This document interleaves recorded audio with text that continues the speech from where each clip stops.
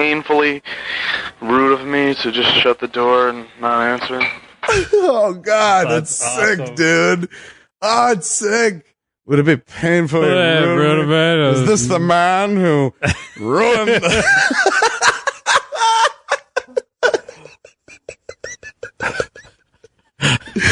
Oh, is this the man who wrecked the buffet at the Herald Club? Oh, dude, I'm listening to fucking Paul McCartney and Wings, and I'm lamenting about someone coming over to have sex with me. And I'm like, should I just lock the door? Should I not let her in? Oh, let's speak. Answer for yourself, Emo Kev. Maybe it would. I kind of did invite her down. I don't know. I just don't want to deal with anybody.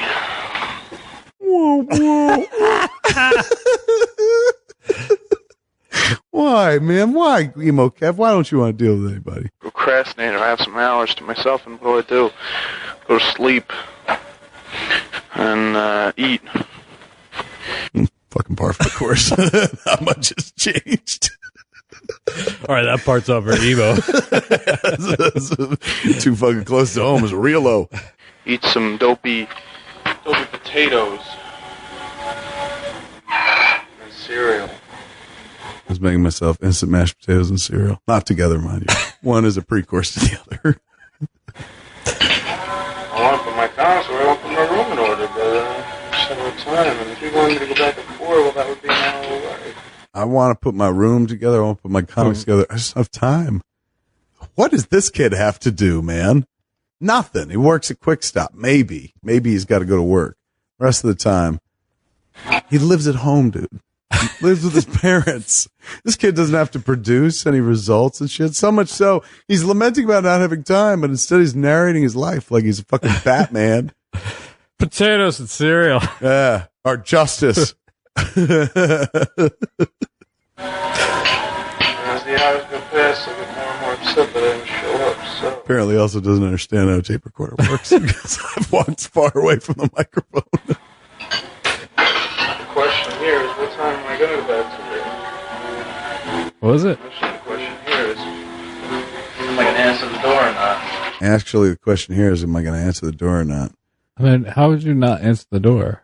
Could you imagine? This How girl weird like would that comes be? all the way to fucking have sex with me, and I'm just like not going to answer the. Believe me, I'm making myself mashed potatoes. I know I'm going to answer the door because I'm like, I'm at least getting blown. This is my whole life, dude. I mashed potatoes, some cereal. I get blown. I got to go off to work. I just think I think it's me trying to feel way more important than I was, or trying to be philosophical or find something, trying to find some pain to write about. Who the fuck knows why this jackass would record himself? And How much is there? there's an hour more. Is it all the same day?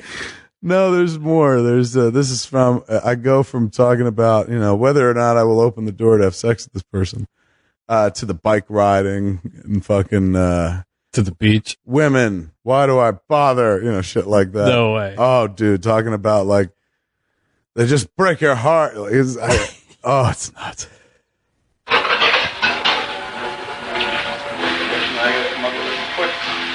When do you think he realizes that he's too far away from the mic? Because as we speak, There. our little lass is getting out of school.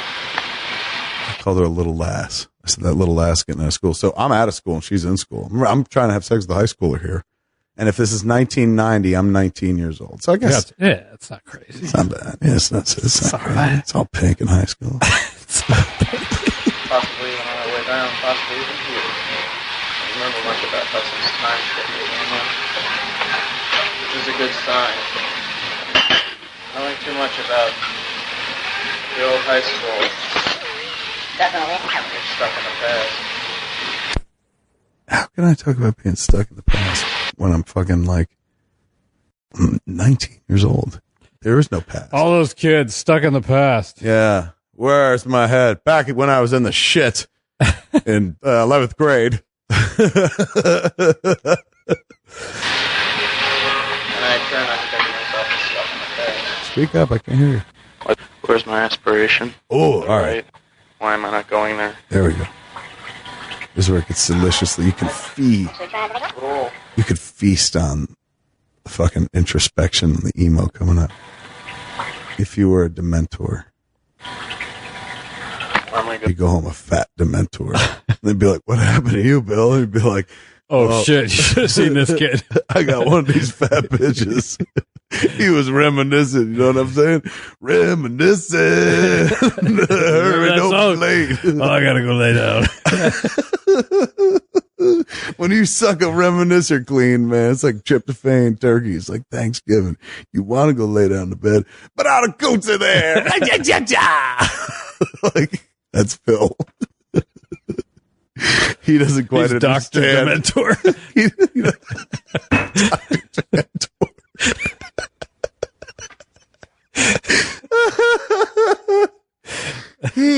Phil marches to the beat of his own drum. Some people like to encourage that.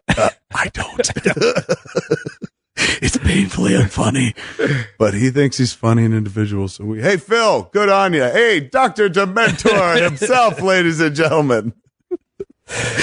He who shall not be named is going to kill that fuck thing one day. All right, hold on. Why am I not going there? Why Why is it taking me so long? Where am I going? Why am I not going there? Why does it take me so long? Yeah. 19-year-old Kev wants to know, Scott. Is Amy's mother right? Where's my ambition? Is Amy's mother right? I've talked about that note that I still have framed in my office. You'll never Kevin be a Smith. famous writer. Also, you can see that on that this morning show until there's a clip of that, but you could see the actual piece of paper. Here's her. This chick I was dating, her mom was like, Kevin Smith will never be a famous writer. He lacks the drive or ambition. I do wish him luck. Weird thing for a woman to give a child, 19-year-old. Whatever. Still weird. A little boy. I'm 19.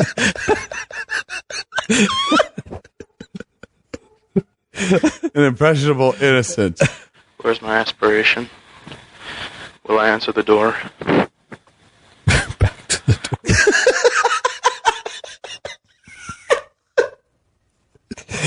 I just want to reach through the headphones and be like, are you crazy? It's pussy. What are you doing? Yeah, fucking ruminate later. Narrate your boring ass life later on, dude. Where's your ambition for pussy? Get your dick wet, little Kev. Bury it, please. What a great Smodcast that would be. It's like, ladies and gentlemen, this is what I sound like when I fucked at age 18. It's like fucking 3 seconds long. I'm like, have a week. Go! I love you. Let's get married. Like, where are you going? Where's my ambition? It's anybody's guess. Would you answer the door? talking to you.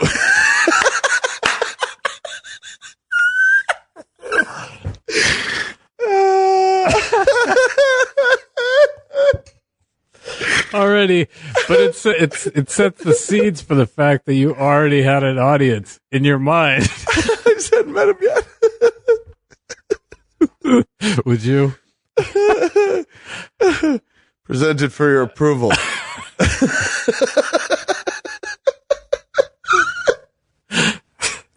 A boy, scared, so scared of sex, so terrified. He'll talk himself out of answering the door to easy pussy. Oh, hold on. That's amazing. I could probably get sexed. Oh, that's how I thought that. Yeah, 1990 Kev was like, I want to get sexed. I want to sex you up. That's how I answered the door. Ooh, and I was working my nipples. She ran back to school. She's like, I'd rather play field hockey. I'm like, oh, you fucking jerk. I guess I shouldn't answer the door. I almost didn't answer the door, you bitch. So I'm the winner. Don't you run away thinking you won. Right back to the recorder. Why did I answer the door? You wouldn't answer the door. You would have been smarter. Would you have? And she's running off. I'm like, I'm going to tell my fucking tape recorder. Where's my shit? Click. Oh, that bitch. Small consolations. I feel like he said that a few times. It must be his thing. Small constellation. Yeah. Actually, the bed looks comfortable. I'd like to go right back to bed. Active.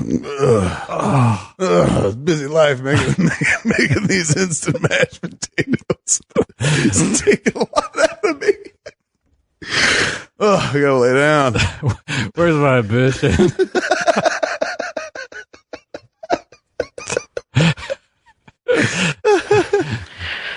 I should have to wonder what time my parents are coming home too. Them walking in, her here, no, it just wouldn't look right, especially if I didn't do anything. Especially if my room was still a mess. That's what I think I'll do when Laura gets here. I'll take a shower. And I'll put my room together. And I'll jerk off, and then I won't answer the door. Could you imagine narrating a life this boring? But this was What do like, you mean, like Twitter? I guess you're right. This is kind of like the pre-Twitter, man. This is Twitter. Except you had the good sense to sit on Keep it to for myself. 20 This is the modern day equivalent of like, got coffee. So hot. Yum yum coffee. Hashtag. Need to wake up. Hashtag tired. Wake up, bitch. I am Twitter, dude. Makes a move on me. All right. And we'll get sexed. But I'm not putting any first moves. It's number one, I'm too tired. Can't be bothered with pussy, Scott. Too tired for it. It's like so tired from narrating every movement. Number two, I'm not in the mood. Why aren't you in the mood? Get in the mood, dude. Come on, Kev. I want to tell that kid, like, you know how many orgasms you get? Lots, but still, every one of them is precious as Get one more. a snowflake. Yeah, for each one you have another. It's 2 for 1 when it comes to coming, dude. Not up. She's on her way. Answer the door.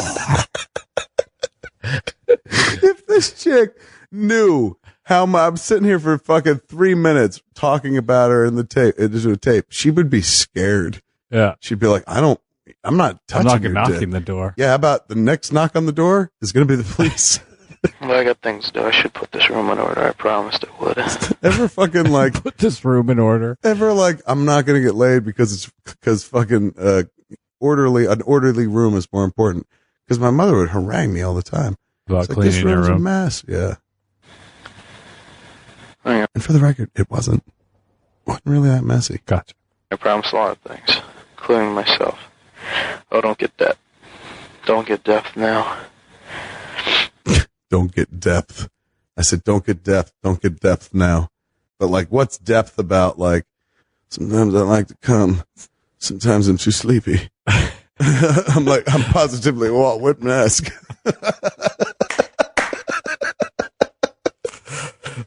Or maybe that should Making the ordinary things extraordinary. or make that E.E. Cummings in your face. Yes. I wish I was that witty. Where's the fucking Kev Smith everyone knows? There ain't no fucking talk about Star Wars or fucking pussy or No. fucking Star Wars, Batman. Pussy a little, but not as pussy. More about like, I don't want it. She's great. No, why can't I get into a chick?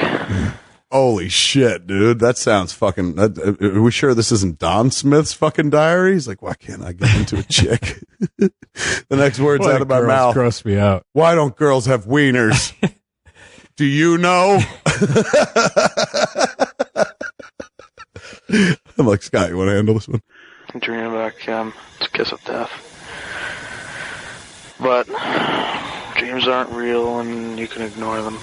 You know that?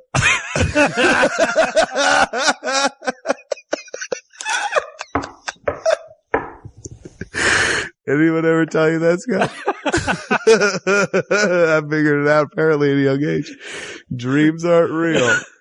And you can ignore them. As I fucking obsessively tape record about it. Oh my god. All that barking. It's coming closer. It's fucking like the son of Sam. I'm like, won't you stop barking? I won't do it. And I go out as the fucking 45 caliber killer. He's coming to the front of the house. Maybe I should go look. I see I look halfway presentable. Will I open the door? No, not really, but at least better than a pig. I took my shirt in. Yeah, right. Taking out myself. Yeah, right. Check my shirt in. Yeah, right. Fucking Harvey Dent, dude. An old PH kid walking in front of the house. Old PH kid walking in front of the house must have a uniform on. If I thought in poetic terms, it might be a shadow of my former self staring at me, wondering why I'm dressed that way at this time of the day. Oh. That's amazing. An old PH kid walking in front of the house.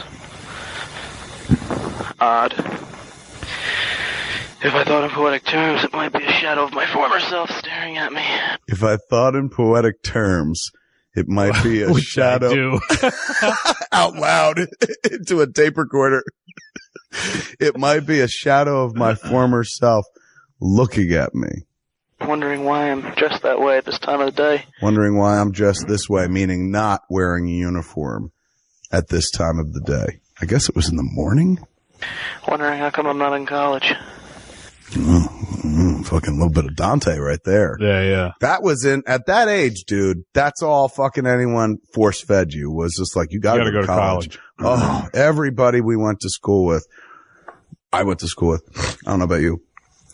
College. They all went to fucking college. You gotta go to college. This one's going to college because they want to be a fucking doctor and shit, which I guess makes sense. But you and your education. Yeah, I was like, I want to be a doctor without all that work.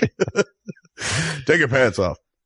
It was such a college heavy mentality. I wonder if it exists anymore. I had like people. I felt that like I felt like it was like go to college. What do you want to do? I mean, I kind of knew I wanted to try film school from like the time I was 15 or 16. So did you really that early on? Yeah, I didn't know that shit until 21. Imagine if I'd known when I was like 15, 16 and shit. Things might have been different. It wasn't, I mean, even though I knew it was just like a path, but I didn't really I wasn't really pursuing it. When we were younger, Steven Spielberg ran around his backyard with a Super 8 camera when he was a child. I'm like, I didn't have that opportunity. I'm fucked. No wonder he made Jaws. You're 7 years old running around with a fucking camera. Yeah. That's starting early. Now that's like what we have. Everybody's like that. Yeah, well, not everybody's like Spielberg, but you could put a camera in the hands of anybody. I saw my kid shooting movies and editing them when she was like 10. Like it was mind bending. Different fucking world, man. But nobody telling her, like, it's so weird. It's so different. Nobody's telling, she's now 13. Yeah. So she's in 8th grade. She'll be heading into 9th grade next year. There's no real like fucking talk of college. We're like, if you want to go, great. If not, don't worry about it. If you go in state, you can totally live at home. Like if you're going to go to UCLA at one point, you like UCLA or talked about UCLA or something like that. But there's no like, oh man, I got to go to college. That, at least in this house, doesn't seem to exist. And maybe, Jennifer pushes her academically, but man, I'm just like, motherfucker, college. It's a lie, kid. College is a lie and it costs a lot of money. Don't go, please.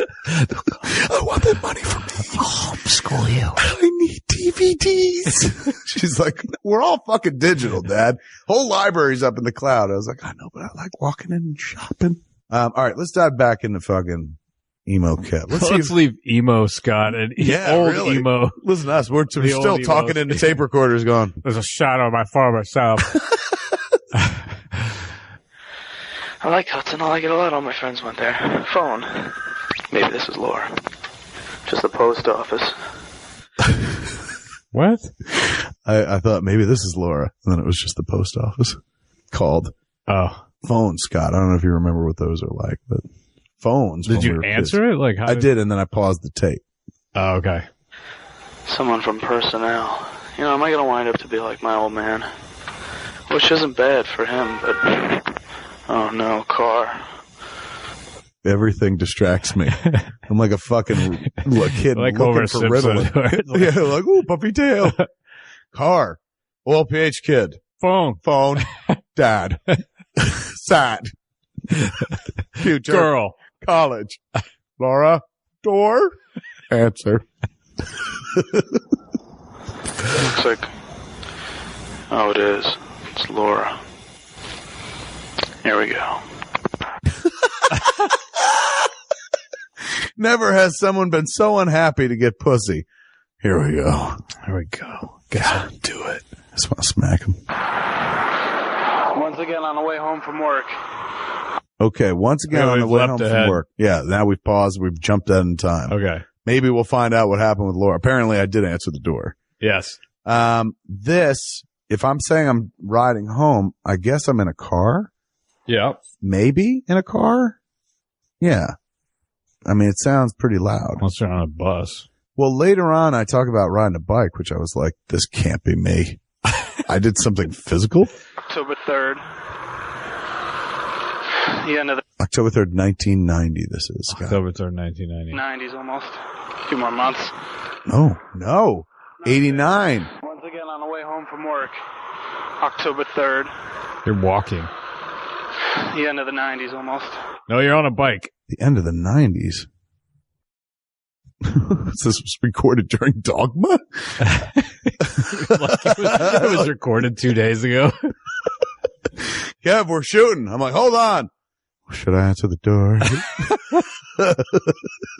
I'm making an audio movie. It sounds like it's the end of the 80s, beginning of the 90s. it really sounds like you're on a bike. I think I can hear like The pedals. Not bad. A lot of work. Today I earned my money. As opposed to, as opposed to every other day when I stole it. It's very seldom that we actually have to do labor there. Where? Only about once a month, once every 2 months maybe. I think it might be Krausers. Yuck. Labor. Not my idea of a fashionable way to spend an evening. Listen to me exercising. I don't know. I'm pedaling There's a recording. and still talking. I can't stop talking, even when I'm fucking like riding a bike and I'm by myself with nobody to talk to. I whip out a tape recorder and I narrate everything that's fucking going on. Oh, look. An officer of the law pulling over a car. The beauty of a bike. So you can break as many traffic laws as you want. Because none of them apply to you. Yeah. Oh man, this is like An officer of the law. this is like a fucking a dude who thinks he's funny getting up on a stage and trying out fucking bits without having a sense of humor. I guess really the analogy's kind of falling apart, but it's like a dude getting up and going like, the beauty of a bike is you can ride through a red light. Nobody gives you a ticket. Am I right? Come on. Who's been there? People are like, none of us have that experience. It's not universal. You don't need to say those things out loud. Be more selective. Make jokes.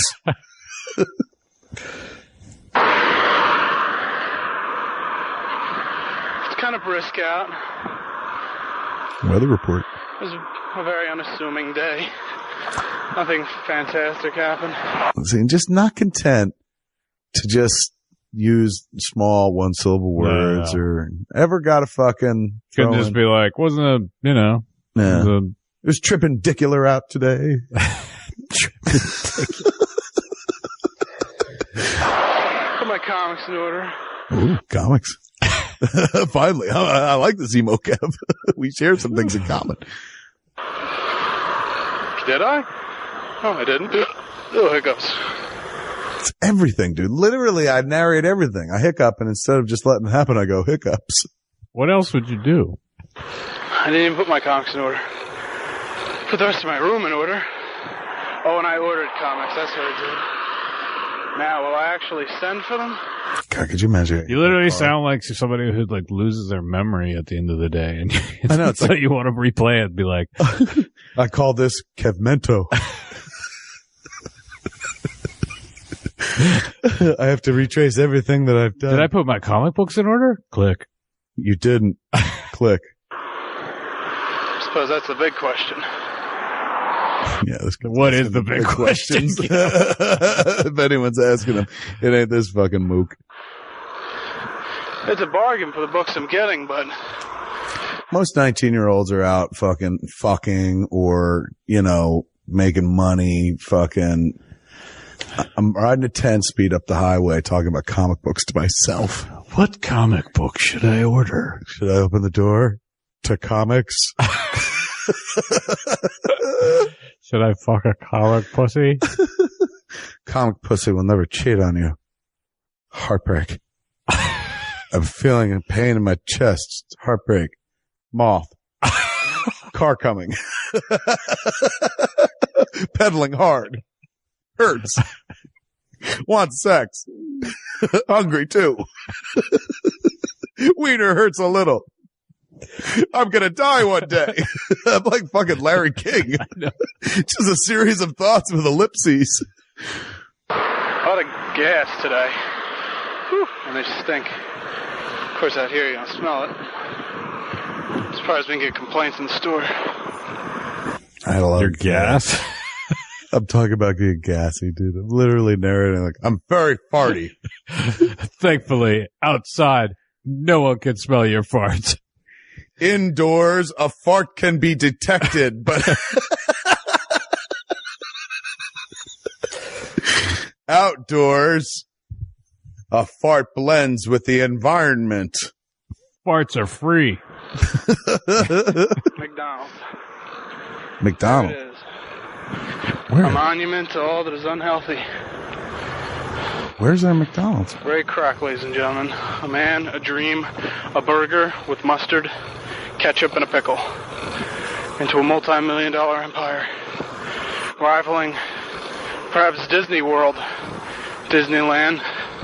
Did you just tell the Ray all of its Kroc known story? affiliates. A little bit, man. I was educated. It's so weird to me. I'm 19 years old in, let me see, 2 years, I see Slacker. And then in 4 years from this moment, well, shit. Clerks comes out October 94. This is October 89. 5 years later, this boring fat motherfucker who's just like, McDonald's is corporation like Disneyland, raping people for their money and giving them burgers with mustard. Like, I finally found some shit to say. Talked to Laura once today. Oh, here we go. Ever with Laura. I received a card from her yesterday. Always the kiss of death. I was told that I was her best lover, which I had kind of hoped I was. Oh! That kind of thing mattered a great deal because I was fat. So that's all I had going for me, because you're lucky you get a first bite of the apple, but the way, you get them coming back is if you know what you're doing. For a good lover. I did. Obviously I'm an individual that craves fucking praise. That's why I'm in the entertainment business. But before there was entertainment, before there was movies, there was best lover. That's award. all. That's it. That's all I could go for, man. What else was I ever going to have over my fellow man? Except I know how to eat pussy better than you. But that was a fucking liar's gambit, because anyone could learn to eat pussy better. Thing is, most cats just didn't care. I saw that fucking one day eating pussy was going to be important, Scott. I knew where the pussy was going. So I fucking got there ahead of time, my mouth open. I was like, nom, nom, nom, nom. Now everyone eats pussy, Scott. It's true. But fucking 1989. There was like 3 people. Yeah, and you were one of them. Yeah. We were like astronauts. One small lick for a man. A lifetime of licking from mankind. Come on, boys, dive in. Who are you talking to? My tape recorder. Some are challenging, some you could just tell. And with her list, I know it wouldn't take that much. Well, apparently she didn't have many lovers and shit. This is before. What's weird is Brian Johnson winds up dating this girl after me. Gotcha. That will create a little bit of oddness in a friendship. Chasing Amy came from that very same mentality in terms of like, who'd you fuck before me? Like that kind of shit used to matter to me in a big bad way. It's so weird because now I could care less. Yeah. Now I'd be like, now if I was like still on the scene and shit, I mean, I'd definitely fucking give it the old college try. But if they were like, there are better lovers than you, I'd be like, I imagine, and thinner. But thank you for letting me come with you.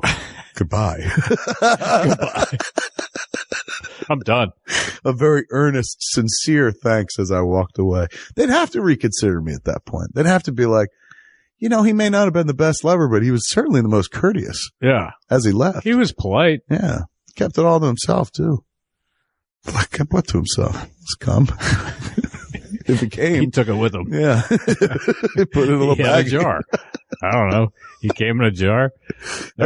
At first it was weird, but I'll be honest with you. It's kind of sweet. Yeah, I didn't have to sleep in a fucking wet spot and fucking wasn't running down my leg. And I mean, it was a full jar. I'm going to give that guy a call again now that I think about it. Oh, cum jar? Cum jar Kev? It's cum jar Kev. Cum jar Kev. She's like, I'm going to call old cum like jar. An action figure. It's cum jar Kev. He's your booty pal when nobody's around and you don't have to tell people you fuck him. Cum jar Kev. When you don't want to mess on your dress. Cum jar Kev. Keep right. it his cum. Cum jar Kev is the action figure for every girl that doesn't want to know that you pay booty calls to a chubby boy. He'll take his cum away and no evidence will be left. No one will ever know the disgusting thing that you did. Cum jar Kev. A girl's best friend. Cut to you fucking have to fucking open a closet. It's like fucking there's like a giant underground room. It's like Raiders of the Lost Ark. Yeah, it's like 5,000 jars with names written on them. Commercial goes from a jingle to like, Cum jar Kev.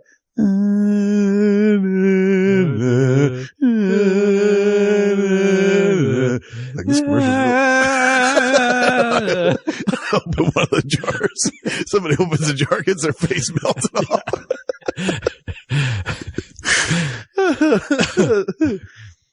And I haven't even poured out my best yet. Oh, you keep us on the holding back. I can't blow everything right up front, Scott. Apparently, I've got fucking plan B and C. I was right. Who was right? Man, Mr. Paulo was right. Mr. Paulo? Me and Ed went over Terry's for her birthday. Mrs. Paulo. Terry Paulo was a girl who lived in town. She was a grade or two below us. And apparently me and Ed Hapstack went over to Terry Paulo's house and had a conversation with her mom. Let's see what her mom said. Oh, Ed and I did, and I really didn't even want to. Ever fucking like, I'm not very interested in the social scene, man. I'd much rather be in my bat cave solving crimes. Highlands needs me. But since Ed was driving, I obliged. And while we didn't... I obliged. Did Ed a favor by hanging out with him. Ed, let me tell you, Ed did me the fucking favor. I was obviously, listen to me. Fucking nerd with nothing to say, man. Riding around on a bike talking about fucking, I haven't given him all yet. Ed at least had some edge to him and shit. Yeah. Like, let's do fun things and shit. Schmoozed at any of the younger guys because they were all of a high school crowd. Of a high school crowd. Oh, that sickens me the way he talks. I know, it's not awesome. We did, however, talk at great lengths to Mr. and Mrs. Paulo. An interesting couple. Very interesting.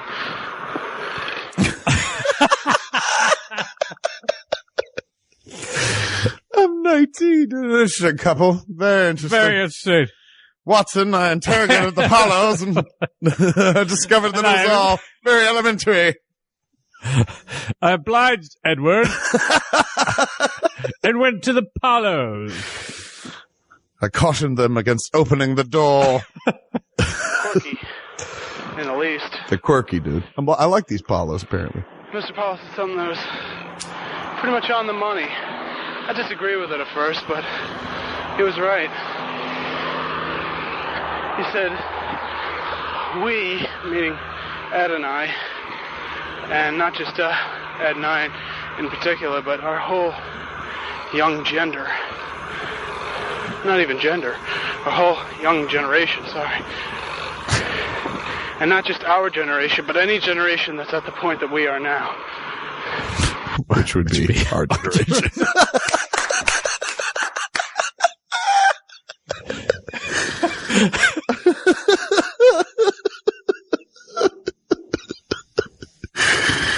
Emo Kev, not to be confused with Bright Kev.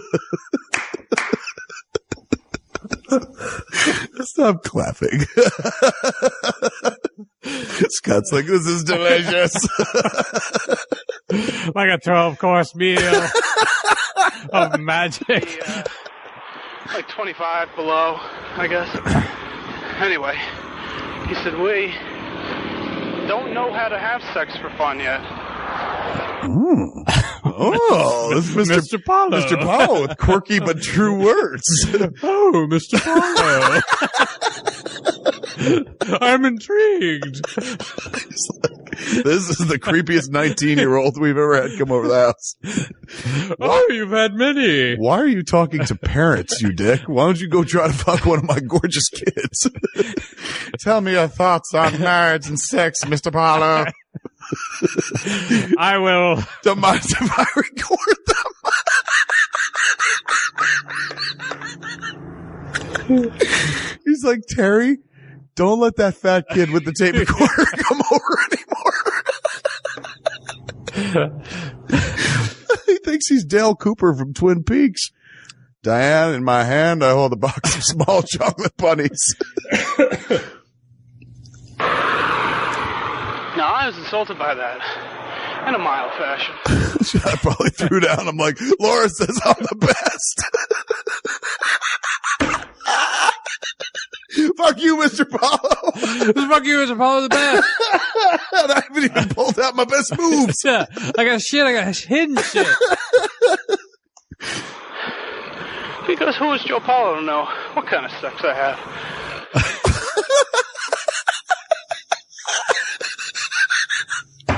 I want that on a bumper sticker. Who is Joe Paulo to say what kind of sex I have? People are like, is Joe Paulo a politician? I'm like, no, he's this motherfucker who back in 1989 cast aspersions On me. on how I Laura's best lover. how me and my generation or any generation That's of the that generation. I love how you said 25 and under, where it's like, I don't think that a 2-year-old. Yeah, I count everybody. I'm like, even infants don't know how to fuck, according to Joe Paulo. Do you hear this? Joe Paulo tells you your baby can't fuck. Joe Paulo says your baby doesn't know how to fuck or enjoy it. There's attack ads on television. Joe Paulo.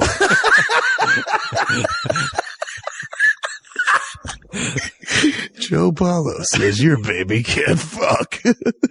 Joe Paulo says your baby doesn't know yet how to enjoy fucking. In a 2011 poll, 40% said that Joe Paulo can't tell them what their baby can and can't do. Do you want Joe Paulo? It's time for a change. It's time for Paulo to go. I know. All right, let me try again. Hold on, take two.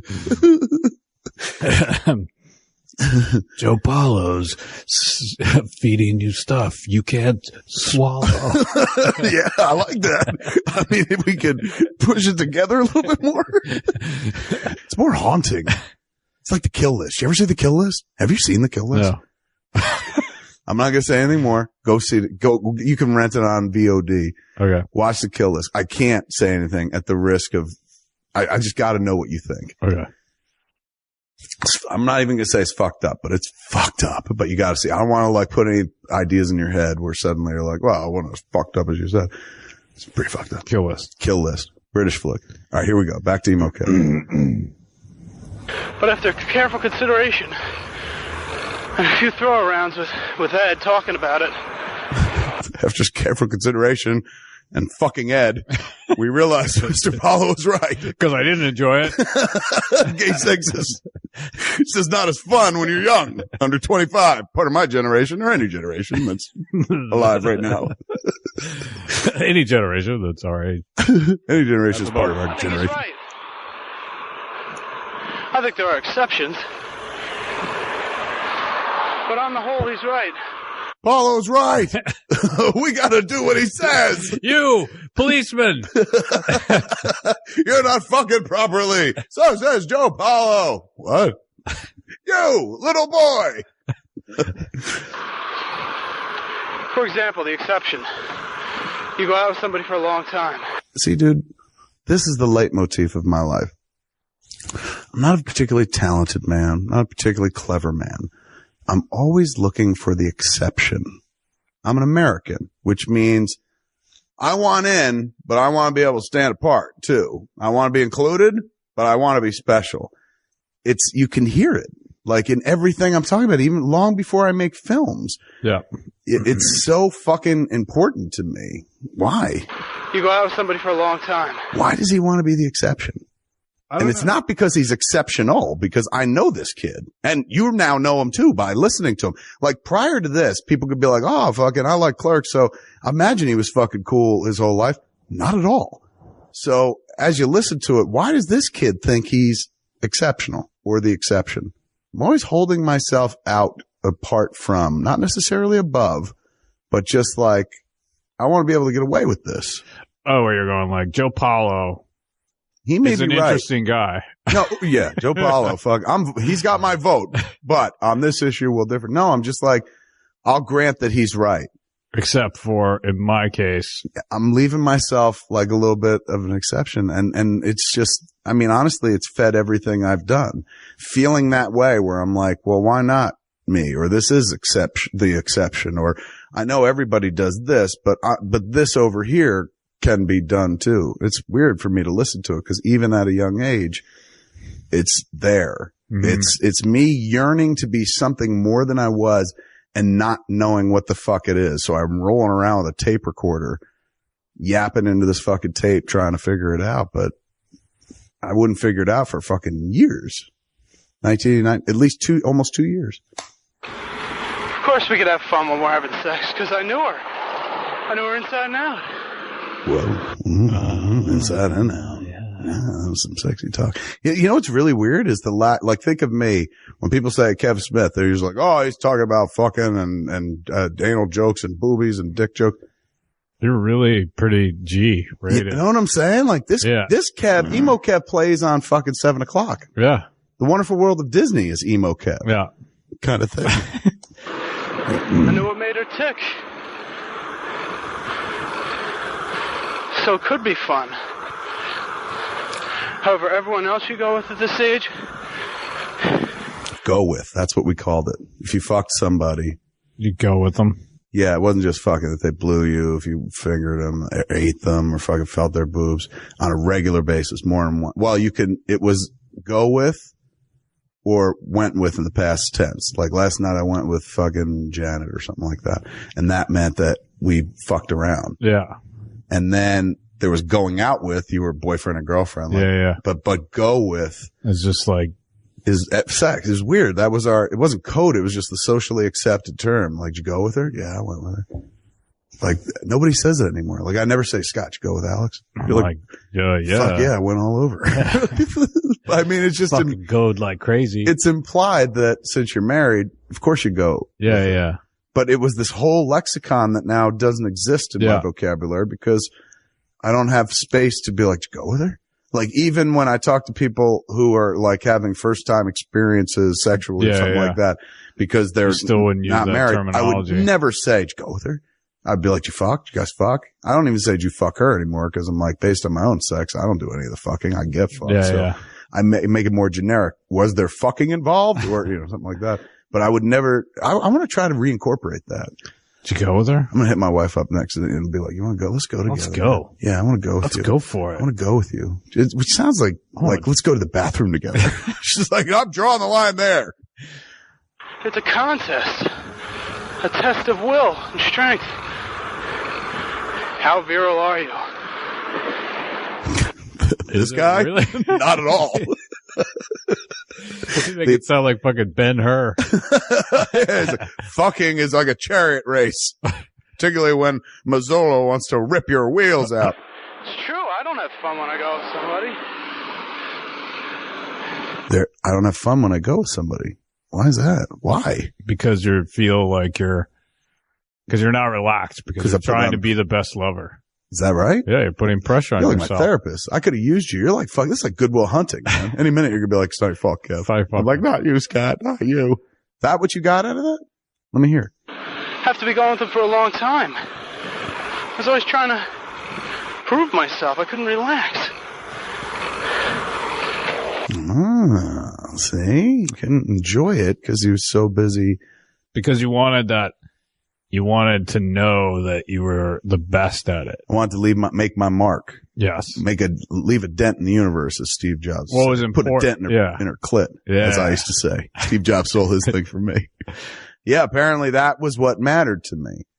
And what it became, like, when I was 19 or whatever, having going with a pretty girl who's like out of my league and shit, who says like, oh, you're the best, you made me come, like, you know, which was easy. It was shooting fish in a fucking barrel back then because so many boys, it's not like it is now where fucking, you know, dudes can see porn and be like, oh, I should be eating pussy and shit like that. Yeah. It was just like fucking, if you were the one eating pussy, man, you were legendary and shit because nobody else was doing it. So for me, it was more about like, you know, getting a good review so that they would come back or fucking tell your friends. I'm here. Orgasms in my mouth. Tell your friends. If I open the door. Yeah, don't say it like that, you little pig. Yeah, if I open the door. I'm never going to like it because I'm so busy doing it for you. I was a goddamn lick master from the Orient. I refer to myself as a goddamn lick master from the Orient. From the Orient? Yeah, that was from a bit by Sam Kinison. Yeah. When he was talking about licking the alphabet. Yeah. He's like, lick her pussy, you know, lick the alphabet, you know, he's like, she'll think you're some sort of lick master from the Orient. You're down there going, hey, baby. Funny bit. Just once. I like to sit back and have some fun sex. Let an orgasm happen. Instead of either forcing it or concentrating, or treating it like a job even. That's basically what it is, isn't it? It's a show-off event. Let's see. That's how I see sex. As a show-off. You're just showing off. You need some How help. talented Kevin is. Ooh, talented. See, it's all about that. It's all about fucking being thought of as talented because I have to make up for the perceived deficit of being fat. Listen to me say it. Let's see how talented Kevin is. See?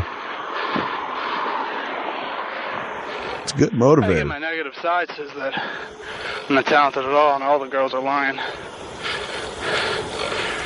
Because just because a lot of people say one thing's right doesn't mean it's right. Right? Well, What do you think, Scott? He's asking you a question. He needs guidance. But to be fair, it's your conundrum, which is basically that you want to be perceived as the best, but if they say you're the best, your negative side tells you that they're lying. yeah. So you've I don't created a believe loop. it. I don't want to. Yeah, I'm a looper. It's a loop. I mean, hell, if that was true, Lee Harvey Oswald did kill Kennedy. What? How the fuck do I arrive at that conclusion? I don't know. If girls lie about my pussy looking skills, then Lee Harvey Oswald did kill it. And evil triumphs. Oh my God. I shot my wad and the president was shot. It's the same thing, Scott. on his own.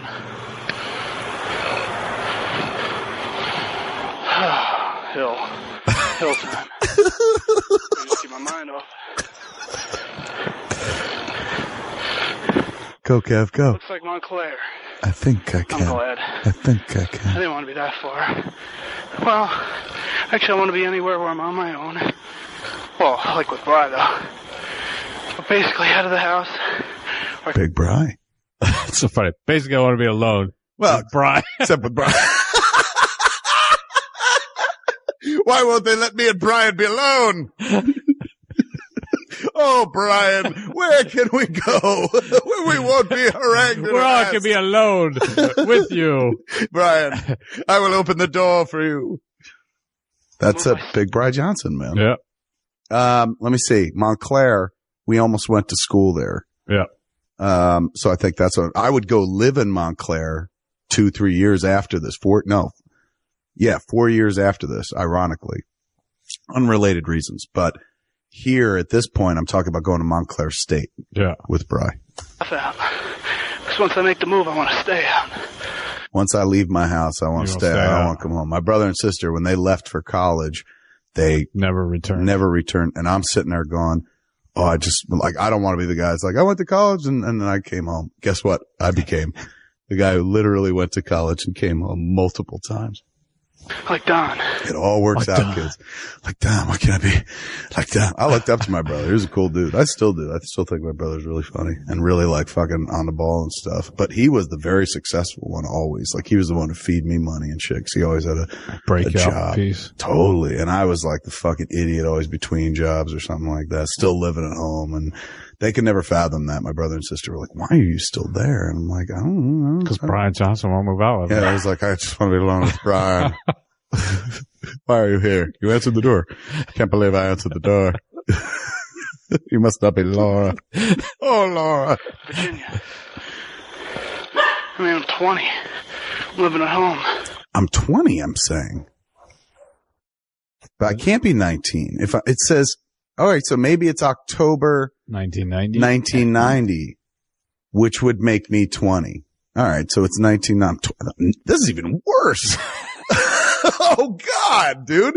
I was hoping this was like 15, 16-year-old Kev. I'm 20 years old. I'm within a fucking hair of being legal. And I'm still like, why can't I be alone with Brian?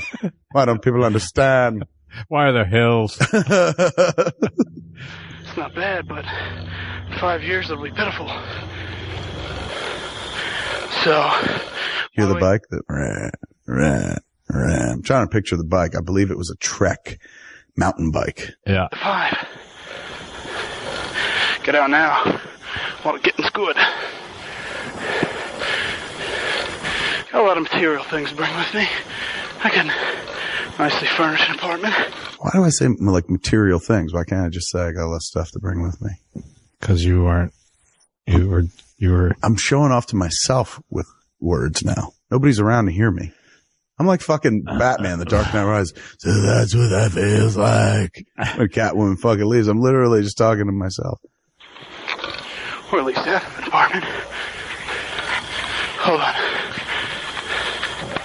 I'm back. There's a pause there. I got a lot of comics to bring with me. All of them. I paused. It's still the same bike ride. I paused it apparently because I hit a part of the hill where I could no longer speak. That's too funny. My entire library. Video cassettes, VCR. Video cassettes, dude. My entire comic book library. I'm talking about what I could bring with me to furnish an apartment. Yeah. My material, your material wealth. Yes, Scott. As I said before, my material things. And I've got comics and I've got VHSs. Yeah. And VCR. A rack system. Holy shit. Does anybody even call it a rack system anymore? No. They don't have rack systems anymore. It's all on the cloud. And it's all about fucking like keeping it small and plugging it into a dock or something. Rack system was like had a record player in it. Yeah. Dual cassette player. Later on they had the DVD player, not DVD, CD player and a tuner so you can go between each and shit. And it was in like a nice case with a little door that closed over. I bought one once for like $400. My parents were like, you're out of your mind. $400. It's a rack system. I was like, music's big and it's only gonna get bigger, old man. The next rack system.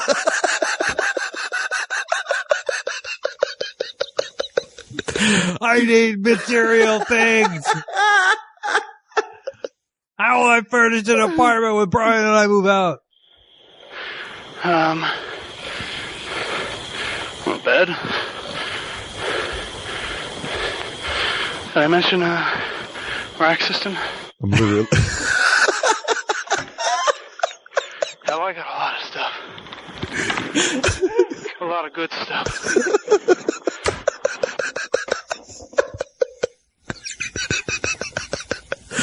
Did I mention them?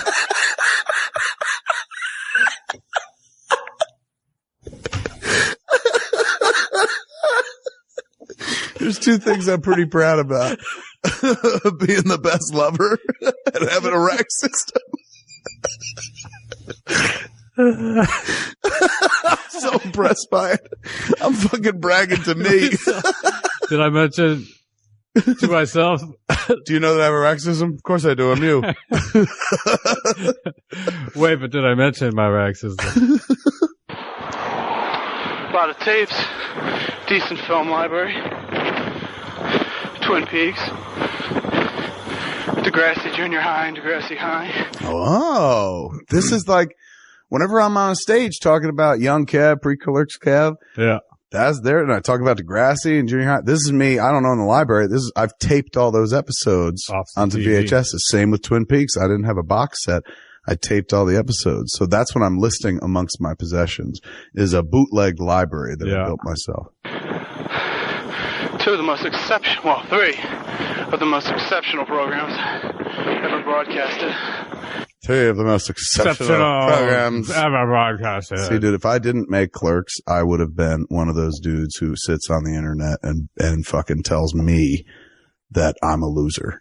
That fucking your movies suck and shit like that. Like, that's why I've always found it easy to deal with that shit over the last 2 decades. Cause I'm like, I get it. Like, listen how frustrated this cat would be if he didn't get to channel it. He needed to be front and fucking center. He needed to be told, you're good, what you do is right, and blah, blah, blah. He needed all that fucking shit. If he didn't get it, ugh, what a miserable little cunt he would have been to live with. Oh my God. Ongoing too. Gotta love it. Not to mention films that I have.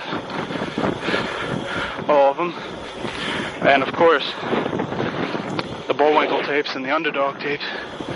Of course, because when you got a library of Bullwinkle and Underdog tapes, pussy will follow. I got a lot to offer.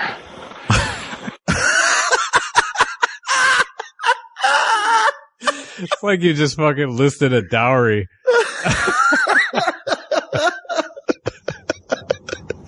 I got a lot to offer. I don't know if you heard, but Bullwinkle and Underdog tapes. And a rack system. Not to mention. The rack system. I got a lot to offer. See, this is a dude who's clearly talking himself up. Clearly I didn't feel like idle. Or maybe I did. And maybe I just needed to say it out loud because nobody else would. I know, it's obviously like, no, you don't. You know, now you jump on Twitter and people are like, Kev, you got a lot to offer. So I don't have to say it to myself. I got a lot to offer, girl.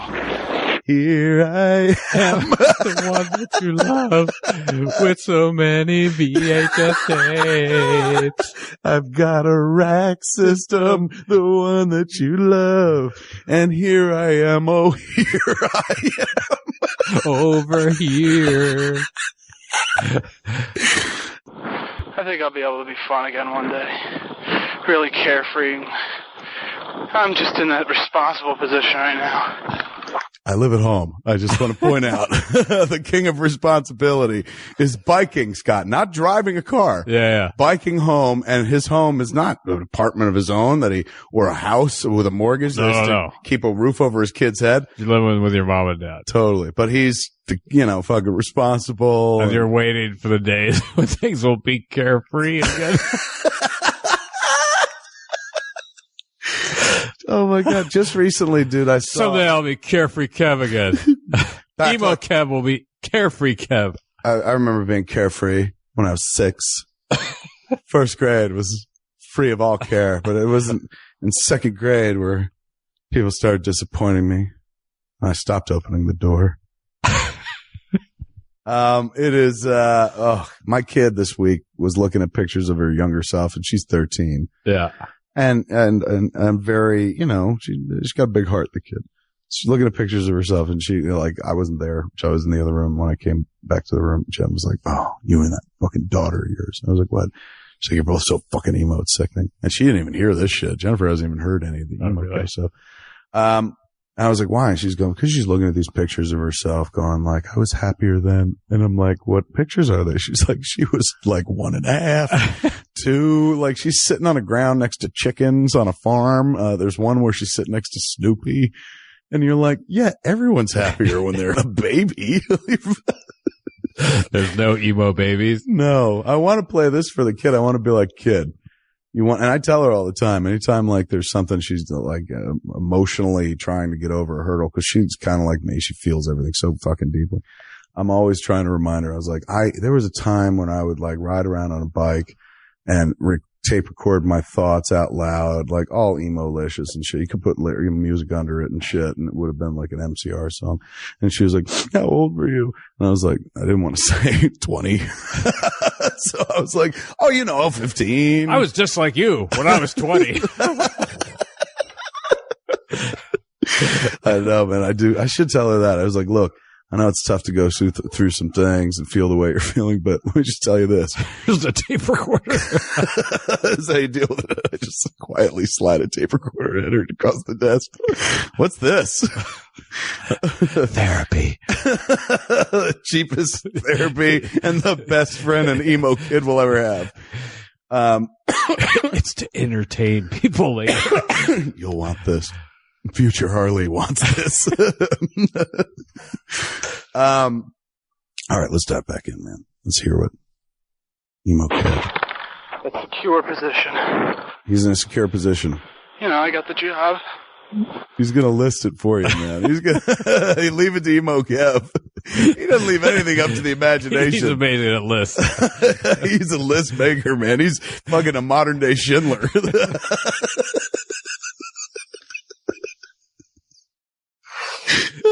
Emo Kev's list. The list is live. Well, I'm shit in my room. The list is light. I gotta be honest. I don't have a lot of shit, man. Or thoughts or opinions. Friends either, apparently. But I got lots of micro cassettes, bitch, and a packet of batteries. Here we go. So, I'm doing that every day. And security and responsibility. Changing of the gears. Narrating once again. This is a thing that Emo Kev loves The to do. changing of the gears. So perhaps I am working for an audience, because who would I be?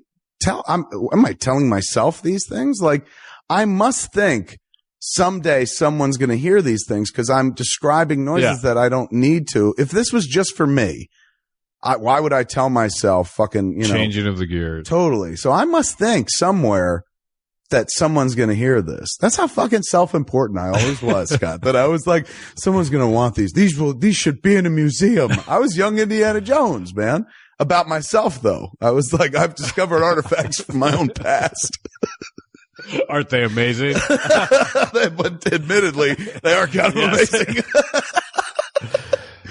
But it's so weird, man. Like there's this sense of one day this will matter, as if a fucking bike ride home from work matters. Think about how often you, in your life, even now, you drive to and from fucking work. All your thoughts laid out like on a fucking tape recorder. Like, who thinks that's important? But this kid was just like, and again, the fact that he's throwing these sops to the audience with like, you hear that? That's the bike changing gears, kids. He thinks someone's going to hear it. But don't you also, I mean, he was right. You're writing like in a weird way. Do you think he knew that we'd be fucking ridiculing him though? You think he was like, these are important. People need to hear these deep thoughts. And fucking 20 years on, we're like, what an idiot. What a dickhole. I mean, people keep tweeting. They're just like, people feel bad for him. They do. I've seen a lot of people go like, thank you for doing this because I am Emo Kev. People like feel the same way. I've heard from a lot of young people on Twitter who are just like, oh my God, I do this now. It's nice to know that things work out. I was like, well, that's debatable. But I mean, I wonder if 20 years from now, I'll go back, or how many years was what did I say? 1990. So 22 years from now. Yeah. I'll go back and listen to Smodcast and be like, oh my God, what a little dickhole. What a middle-aged dickhole this guy is. What do you mean you quit the movie business? Oh, that's where shit went wrong. I was wondering why we wound up here in abject poverty, hated by all. Now I remember I was going where the puck was going to be. Fucking Gretzky. Okay, back at Emo Kev.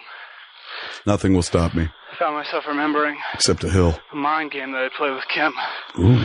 a long time ago. Ooh. Keep playing those mind games, Emo Kev. When I was putting up the candy, I thought about it for some odd reason. Putting up the candy. Thinking about mind games. The one where she said something perfectly meaningless about Andy, Carlstrom, I bet. God, see how meaningless it was? I can't remember his name. Oh my God. Emo Kev don't remember his name. And you do. Fucking 42-year-old Kev does. If I'm not talking about Kim was my high school girlfriend. When we were in high school, dude, yeah, she wound up going with, as we described the term last week, fooling around with, Andy Carlstrom, before we even dated, on a lawn next to her house. So if I could guess, I haven't listened to this, but if I could guess, he's about to tell a story about a mind game. Kim said something meaningless about Andy Carlstrom. And then I probably emoed out. I got like Holden in the ice rink, probably, if I'm guessing ahead of time. Cause there's a reason that scene is in Chasing Amy. Yeah. I was so that fucking dude, but I just didn't, most of my life, I didn't do that with someone who was clever enough to just turn around and be like, I fucking fucked him. Yeah.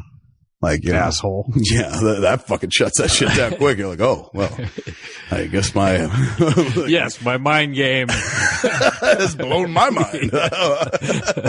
Didn't see that coming. Wow, this hurts. This really hurts. Why'd you fuck up? Where's my tape recorder? This isn't fair. I was playing the mind game. Andy Carlstrom, that's it. He remembered.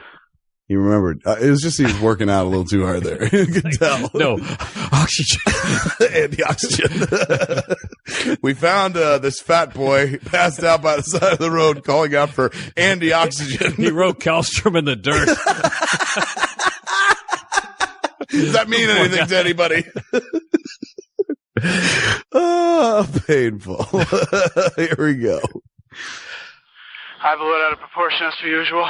Uh-huh. Just to see how much she loved me.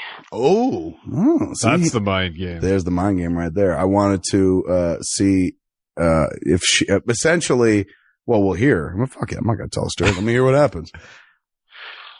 I went to her house, took down everything in the Kevin shrine off her wall.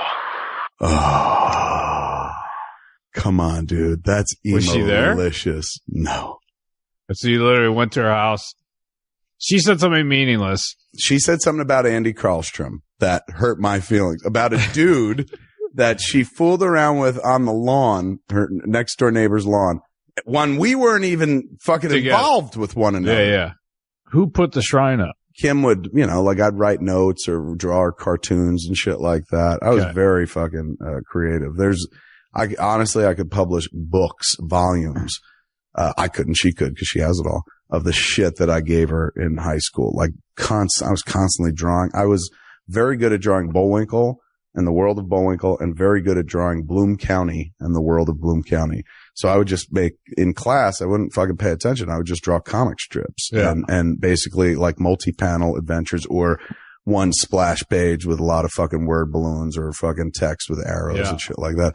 Always related to, our lives or situation or something. So I'd, leave them in her locker, and then, after class, fucking boom, she'd have them. So she had, like, I'm not even kidding, buckets of this shit. She saved everything. Yeah.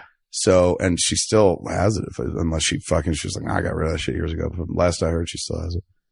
The amount of notes that I gave her and drawings that I gave her, she would put on the wall, and pictures of us going to places and stuff like that. The same shit you look at the wall of any fucking high school. Like I look at my daughter's wall now. And the same wall that she has for Gerard Way was the wall that Kim had for me. So, I think that's kind of important in high school. Be somebody's fucking like, you fucking rock and shit like that. And the same was at my house as well. I had a fucking Kim shrine up on my wall. But apparently she said something about Andy Karlstrom. I got fucking tight about it. And I went back to her house when she wasn't there and dismantled the Kev shrine. Let's hear. That's what it sounds like. And wrote Kim loves Andy and put that on the wall in place of it and left the yearbook open to his picture. Come on, dude. What a little bitch. Other dudes were out like playing basketball or fucking baseball or being athletic. I'm biking around to my girlfriend's house, sneaking in when nobody's around, and fucking like acting like you love Andy. Well, I'm acting like Saw, dude. I'm literally like fucking making traps with misleading notes. And like, could you imagine you come home and fucking like your shit's been changed and the fucking yearbooks? That's creepy, man. Like you put a score under that, like, yeah. We're fucking, it's the beginning of something. Maybe not that score, but if you put something in there, something like Carrie, like that's something out of Swim Fan. Do you ever see Swim Fan? Yeah. That's fucking, it's a mind game. I'm playing these mind games, Scott. You are, dude. This is fucking, See, and that's now when people are like, leave Emo Kev alone. Emo Kev is indefensible. Listen to how villainous Emo Kev went. Before it was like, it's innocuous. He has, thinks he doesn't know whether to open the door or not. Fucking, he's Now he's lovable. He was a little bit lovable, but now you see the Emo Kev has a dark side. Dark Emo Kev. An evil twin, if you will. Evil Kev. It's amazing, literally, that you went in there and you were like, what'd you write? You love Andy? I wrote Kim loves Andy, I guess. But worse, dude, I opened up the yearbook to like his page. Picture. Like, do you remember the scene in like one of the Friday the 13th where the chick walks into the room and she starts screeching because there's a head in the fucking middle of the table and shit? I think it's 2. Yes, it's 2. At the end of Friday the 13th part 2, the chick finds a shrine made to Mrs. Voorhees. Because spoilers, if you've never seen Friday the 13th, Jason is not the killer. His mom's the killer. It's like one of those awesome bar fucking or trivia jokes or things where you're just like, who's the killer in Friday the 13th? And people like instinctively go, oh, Jason Voorhees or Jason or the hockey mask killer. But that's not the case. No. And really the killer was Mrs. Voorhees. So at the end of 1, she gets her head fucking chopped off. In 2, Jason, the adult Jason, who somehow survived the fucking lake drowning that made his mother so fucking crazy she wanted to kill all these camp counselors. That's where the franchise immediately shifted into like, larger than life movie monster. It went from like, man, this is pretty sad. This woman lost her kid because these kids were presumably fucking. So she just wants a little fucking justice, a little blood. But then it became like, he's an unstoppable monster in a hockey match. You can cut his head off and you can't stop him. And he'll even go to fucking space to kill you if he's got it. Or Manhattan. He became a little bit bigger. But at the end of 2, the chick who's the lone survivor, the blonde-haired chick, or maybe she red hair, I'm pretty sure she's blonde. She stumbles into this fucking, like, the dude's got a shrine and his mom's head's on, like, this fucking, altar of sorts and shit. And then he comes in, he ain't wearing no hockey mask. He's wearing a bag on his head, like a fucking burlap sack. Looking through an eye hole. So he starts making toward her and shit, but then she puts on the mother's sweater. And she starts going like, Jason, and talking to him, and he stops and reacts like a fucking dog. If I remember, I haven't seen this movie literally in 30 years, or whenever it came out. So maybe like 25. I haven't seen this movie in 25 years, but it made such an impact, man, because I was like, if I'm ever getting fucking stalked by a killer and shit, put a shawl on. I'm totally putting a shawl on. I'm a bitch out and just be like, leave me alone. I'm an old woman. And hopefully I'll go walk past him. I'll totally Magoo that shit, man. Anything to stay alive. But it was, it's totally memorable. She puts on the fucking sweater and she starts barking at him like Jason. And then they cut to the woman who played his mother. For Jason's POV, he's seeing it switch between this chick and his mom. See his perception. Who played his mom in the first movie and shit. So, and then he's all fucked up. And then she uses that to get the drop on him and fucking kicks him in the nuts or something. I don't remember what happened after that, but he loses, kind of. But he never loses because he always fucking comes back. But that was the next movie is when he started wearing a hockey mask. 3. Yeah. That's how many of those movies they made. 3D. That it took fucking 3 movies before they were like, the hockey mask, the thing that he's most known for, probably. Before they made him iconic. So strange. In any event, if she walks into her bedroom and sees the open yearbook and the fucking writing on the wall, dude. I mean, all I needed to do was leave a candle and a dead kitten and fucking, it would have been the creepiest thing ever.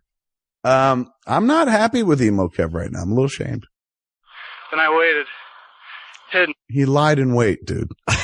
I mean, this is Emo Kev is evil Kev. Where are you waiting?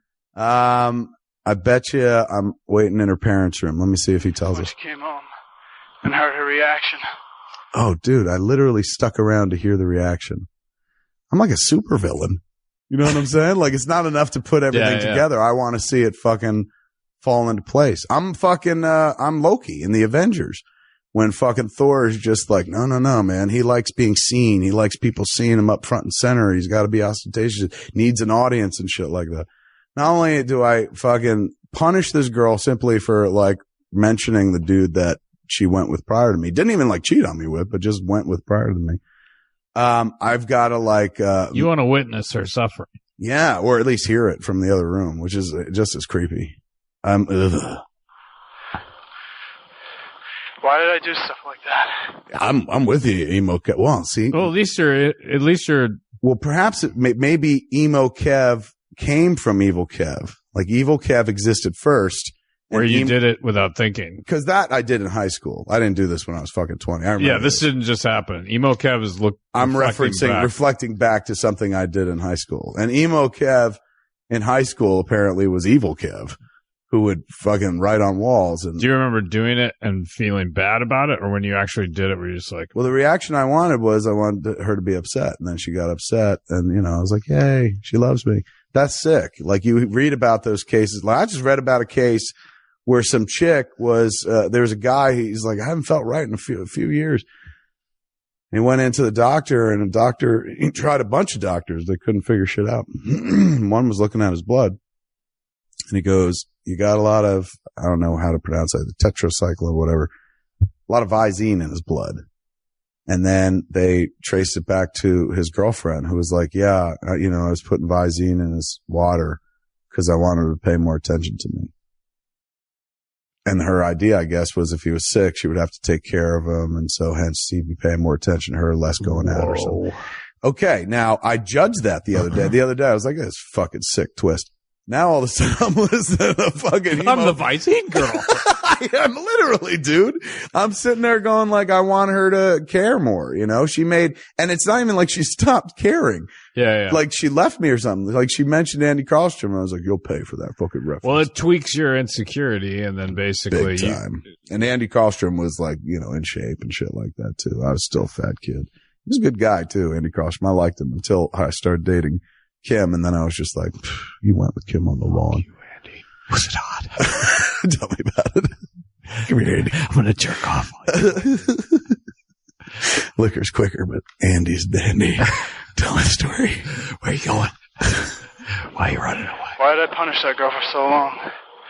Yeah, see, I'm coming to... You're feeling bad. I'm growing. This is the beginning of present-day Kev. Yeah. 20-year-old emo Kev is reflecting back on his high school shenanigans. And look, creepy and inexcusable, but not pretty lame and tame also at the same time. It's not like I beat my high school girlfriend, man, or I fucking I cut myself or I cut for her, even fucking worse because you don't care. Yeah. I'm acting out a little, but unchecked, who knows what that might have become?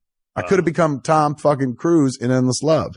Remember, like in that movie, he's like, I lit a fire at this house and then fucking, it got out of control. And then I told people about it and everyone called me the hero, but nobody realized I set the fire. And so the guy who loves Brooke Shields in Endless Love, he takes that idea from young Tom Cruise, who plays his buddy in the movie. And then he lights Brooke Shields' house on fire.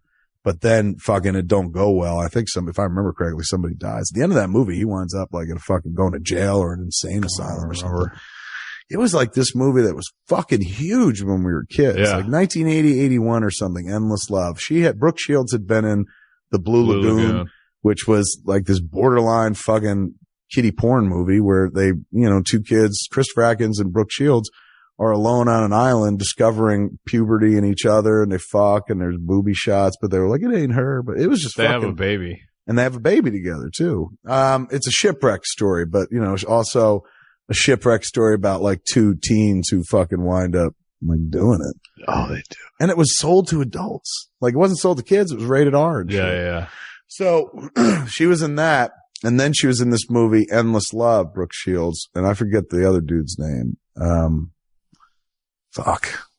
forget. I don't think I've ever seen it. Oh, it's a movie about high school fucking, intense high school romance gone too far. It's a pretty good movie. I haven't seen it in a while, so maybe it doesn't hold up. But I remember seeing it when I was a kid and being like, holy shit, man. Like it was kind of a cautionary film. And I'm sure like when people make movies, they're making them because they want to make money. But sometimes they're like, this has an important message. Yeah. That message fucking worked on me because I was like, this guy's fucking weird, man. The dude who's like, I'll light a fire to make her love me. So at least maybe Endless Love kept fucking evil Kev from burning down the house. You know what I'm saying? From just keeping it to like, here, man, here's Andy Krosham's yearbook photo, which admittedly is fucking weird and creepy in and of itself. But perhaps seeing Endless Love kept things from going crazy far. Cause when you're in love in high school, man, that's crazy love, dude. You don't know how to handle your emotions. You don't know what the fuck you're going through. You don't have scar tissue, formative tissue to be like, oh, fucking she didn't call me. That happens. Fucking it doesn't mean the end of the world. You're reading meaning into everything. You're thinking about the whole world. Oh, everything and shit. So, it's a weird time, but it's a time where you gotta be careful with emo time bombs, such as myself, as we can hear. But I'm so happy to hear that Emo Kev is reflecting back and not being like, yeah, I should do more of that. Yeah. Set fire to the house. Call the fire department. Take credit. Happily ever after. For a generation. For any generation. Living at the same time. But he doesn't know how to deal with, like, honestly, his fucking high school girlfriend is the biggest thing that ever happened to him. And his whole life, all he thought about from a young age, his whole high school career or whatever, he wasn't thinking about, I want to be a filmmaker. I want to do these things. I wouldn't even think about going to college. I was just thinking like me and Kim will get married, man. That would rock. So having a Kimless present or the thoughts of a Kimless future obviously still weigh heavily on Emo Kev's mind and soul. You're trying to find yourself. Yeah, a little bit. I guess. Searching. It's what's really. Why else? Like to me, it's like that's part of the reason that you must have been doing it. It's like to grow.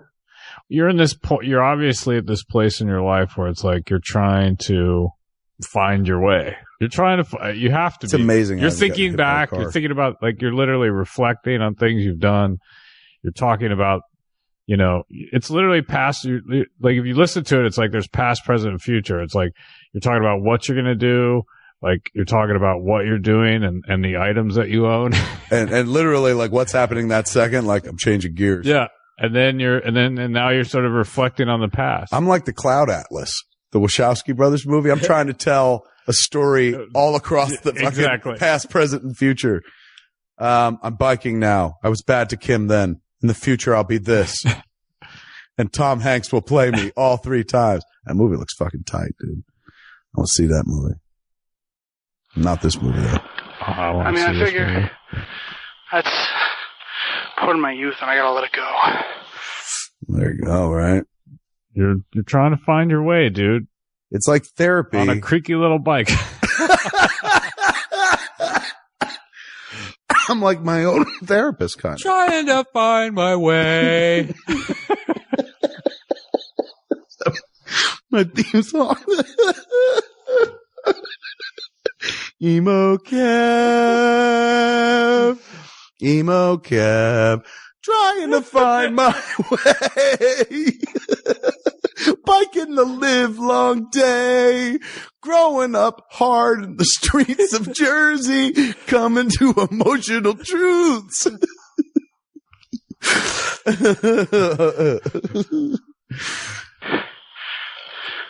It's funny, this year I haven't undergone any theatrical changes like I had last year. It's because you're recording one as we speak. It's happening to you right now. The call's coming from inside the house, Emo Kev. The Batman phase. All the other changes. I've talked about fucking... Literally even back then. How many minutes are we in? 18. I talked about Batman. There was the Batman phase, which began probably in late 88, till, well, we're still in it. But there was, remember I talked about like being on the roof of the fucking Rite Aid and shit. I've told this story elsewhere. I put it in a comic. But there was that, and I told it on Comic Book Men as well. I think in one of the in-between interstitials, but so in a Batman, I would ride around, wear like the Bat insignia t-shirt, dark clothes, shit, had a long leather jacket, like the kind I wore in Mallrats Asylum. Yeah. And, I would go out at night and shit. Like my mom, you know, God bless her, was very patient with the whole thing. Cause I was just like, I'm going to go out riding, Mom. She's like, where are you going? I was like, just riding. Like, you know, oh God. And that was prior to this. You won't understand, Mom. Yeah. Justice, Mom. She's like, for who? Do you understand She's justice? like, how about justice for a mother who just wants a normal son? Why don't you go get a job? That I proclaimed. Now I'm just living, you know? JK living, bitch.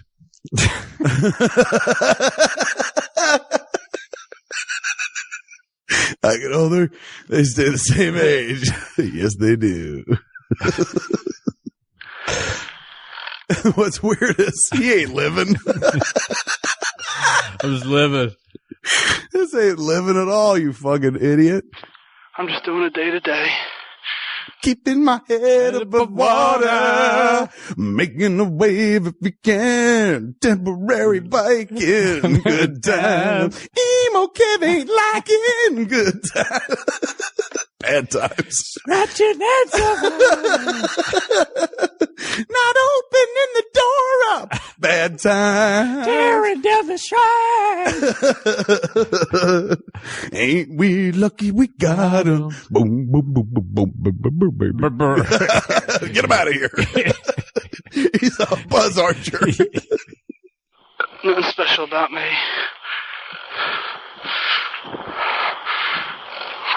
I wouldn't even call her. She hadn't called me. Mm-hmm. I remember she did. It was all her doing. It's her fault. Oh, yeah, hell, I agreed to it, but... All right. I was a little complicit. So quick to like go back on your declaration. You're just like, she called me. Yeah. What am I supposed to do? It's her fucking fault. I mean, yeah. I answered. I answered the door that time. She even know Laura, man. When she came, I answered the door plenty quick. Biggest mistake I made. I was fucking picking up a tape recorder.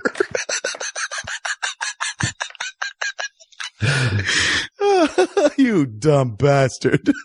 Was when she called. I should have said no. When she said, "Can I come see you?" I shouldn't have said, "Yeah, sure." Yeah. Epic tale. Definitely. Hanging on his every word. Definitely retold. I should have said, yeah, sure. A modern day Samuel Clemens. Yes, I shouldn't have said that.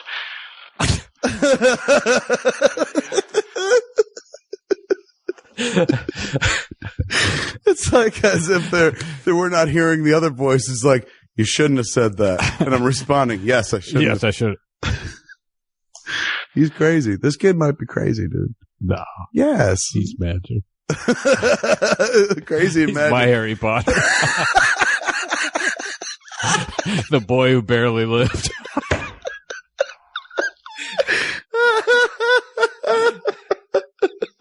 The biggest waste of a Horcrux of all time. Where is the last Horcrux? You'll never believe this one. His rack system. It's gotta be. It's biking around New Jersey, pitching up a storm.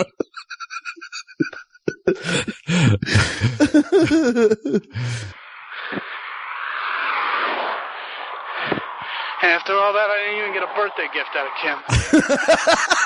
You know? I'm not worried about the gift, but Constantly going back. He's so conflicted. He's like, I'm so mad about the birthday present. And then in the same breath, he's like, but shit happens. I'm so understanding, dude. Maybe I never would have become a psycho because I'm always second guessing myself. Literally the moment something crazy leaves your lips, you're like, yeah, it's fine. Yeah, man. It's like I literally have to narrate my entire life to myself. Well, I guess since the tape recorder's running, maybe I'm just like, look, what am I going to do? Be quiet and just tape myself biking? It's the need to fill the void. That's like why it's so awesome, where it's like you're just basically stream of consciousness. Yeah, you just keep going. That's why like you say something and you're like, fucking tell, and you're like, it's fine. Because that's what would be going on in my head internally. Well, as you're retelling the story, your brain is re-engaging all these mental images. Right. So you're sort of re-experiencing it through your sort of the movie version that we sort of, our memories aren't, absolute. They're just sort of like our perception. So you're having this sort of, you're looking back on it, and I'm sure in that moment, it's like, the thing that popped in your head is just like, you remember that she didn't give you a birthday gift. Yeah, as I'm firing along, I'm like, she's pretty cool, man. Why can't we make this work? I'm like, hey, it occurs to me. I didn't get a birthday gift. But that's okay. I don't want a birthday gift. I sound like fucking Smeagol wants a birthday gift. Smeagol won't ask for a birthday gift, master. There's two of me in there, man. Yeah. And Emo Kev is fighting to dominate and grow up into, I can't say adult Kev, but Bruce Wayne. Yes. I don't know what I'm trying to be, but I apparently don't want to be that anymore. No. why did I go back with her? I don't even know what that is. Like, in terms of what that. I think you had this sort of version of your future that you were, this is a guess. You had this version of your future, right? Which was that you were going to get married and be with Kim and stuff like that. Right. And suddenly it's like, now you're in this space where it's like, that's no longer possible. That's no longer possible. So I'm trying to reinvent or rewrite my future? You're trying to. And present? Yeah, you're trying to find your way. You're trying to find your way. You're trying to find a path.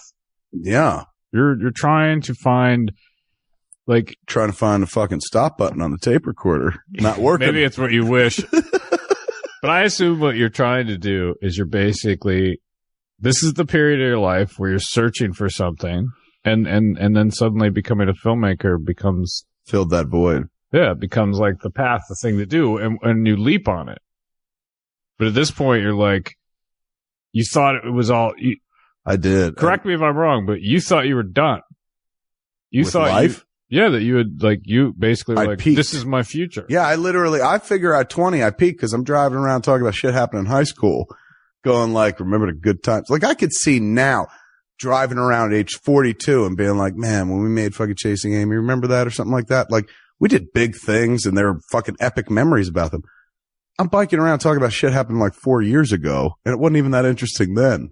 But you're also coming from the place of when you're in high school, like you're very, how you see the future is based in the present. So you're like, basically you probably were just like, you probably thought life, and we all do, is like, we just think life is going to be like high school.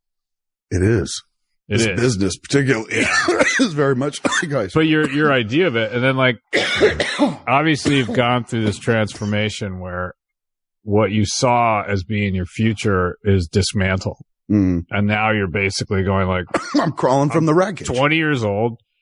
I'm living with my parents' house. But I mean, I got a rack system and some tapes. And what the fuck am I going to do? Totally. I was taking stock of my life so I can move on to the next step. And you don't want to, and what you're saying too is you're like, I don't want to go back. Like, now that it's like that thing that was the future or what I thought it was going to be. Like, I can't return to that because that's not it. That is not that's not where I need to go. I don't need to go backwards. I need to go forwards. I wonder what I would have done if I didn't fill it with film. I don't know. I would have still been biking around going like running to Kim's house and moving shit around. She's like, this house is haunted. Did I ever tell you that? I'm like, what makes you think that? She's That's like, weird. I come home, shit's written on the wall, books are open.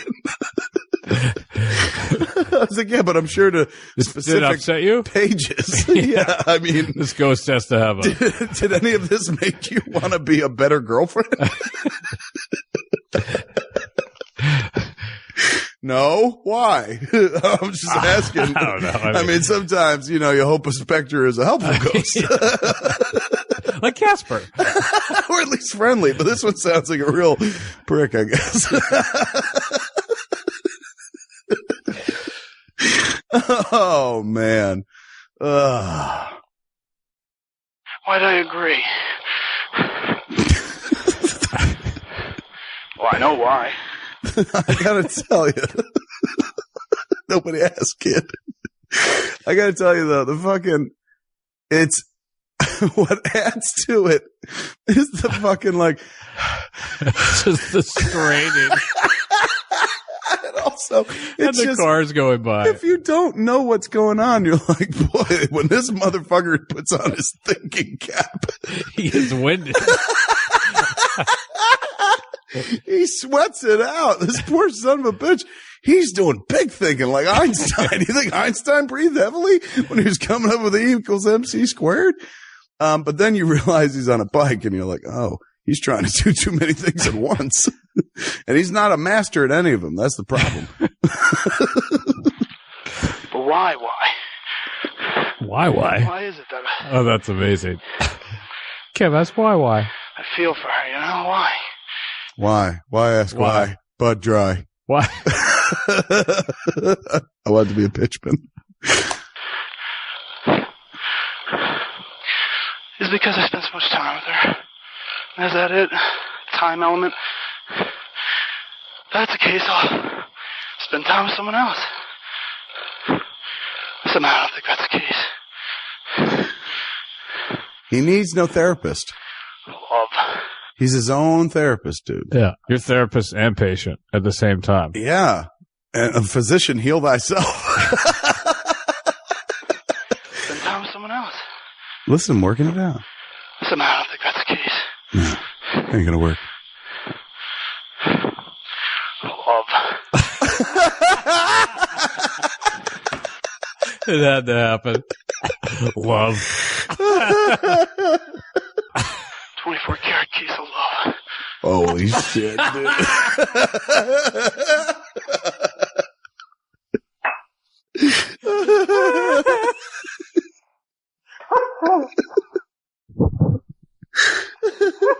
If anyone has a 24-karat case of love, it's you for this. Oh, this poor fucking kid, dude. 24 kid. Oh, let's hear it again. Love. That's the case. 24 karat case of love.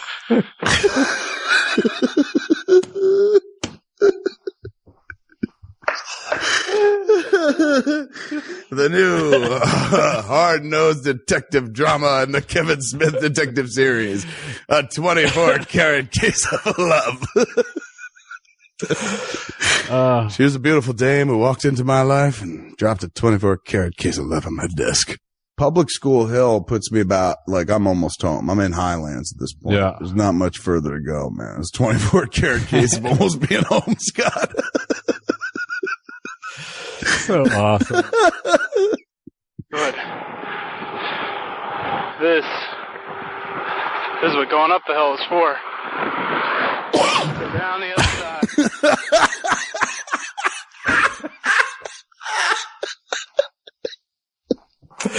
And now, Big thoughts with America's great thinker, Emo Kev. This is what going up the hill is for. Coming down the other side. Homespun wisdom from America's favorite prophet.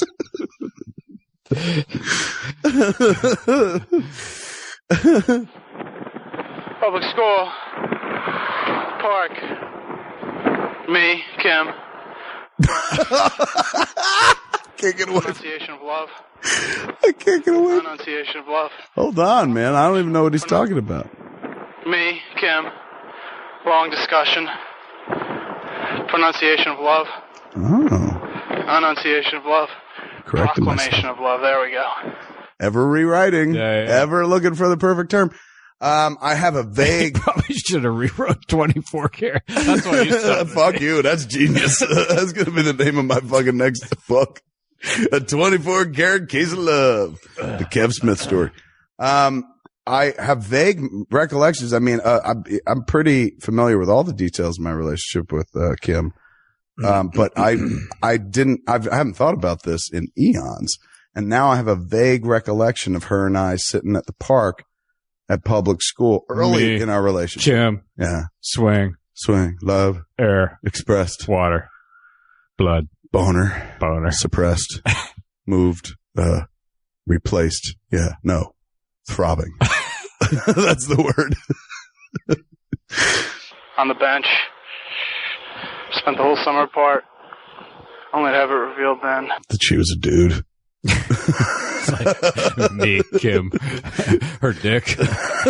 Confusion. Curiosity. Taste. Horrifying. Oddly compelling. Cocked. Transgender relationship. Affirmed.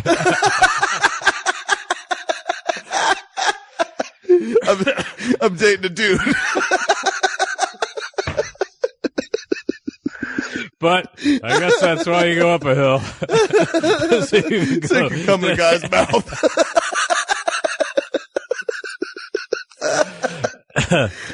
This guy can rationalize anything.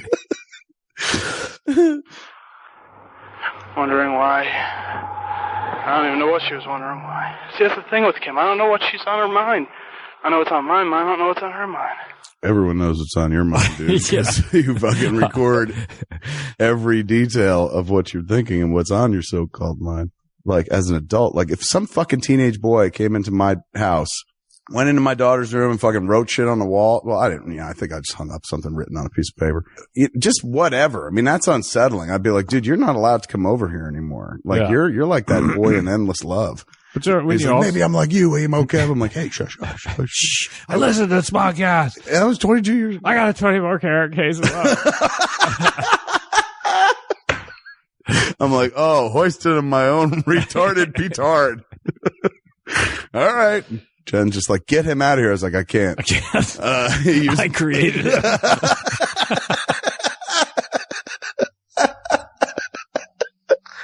He's my emo monster.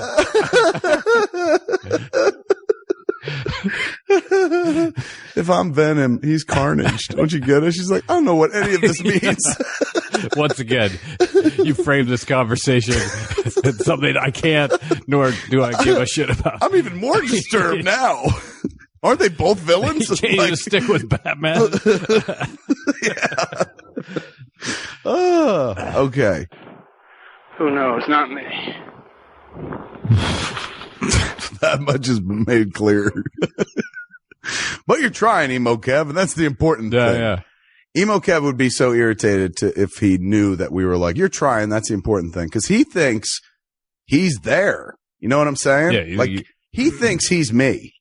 That's what fucks me up in the head. Because that means in 20 years, I could be listening to all this Smodcast shit and be like, he thinks he's me. Yeah. But he ain't even there yet. Like it is kind of nice to have a record, because like I do sit there and go like, wow, like I thought I had it figured out when I was riding around on a bike with a tape recorder. Yeah. Which by definition probably means you haven't figured it out, especially if you're on your way to your parents' home at age 20. But fuck it. I was like, that was me trying to figure shit out. But I thought that I knew. I thought I was ahead of everyone else in figuring it out because I was doing this step. Yeah. But now as I listen to it, fucking 22 years on, I'm like, oh my God, this guy, he's not even close.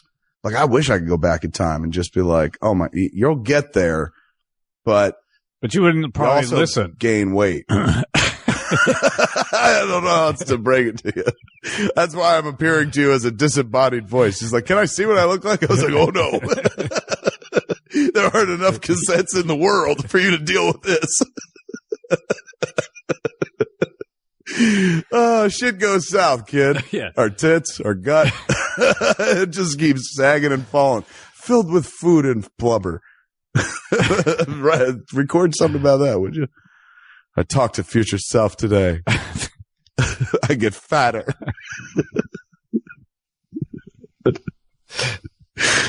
Reminds me of Kim.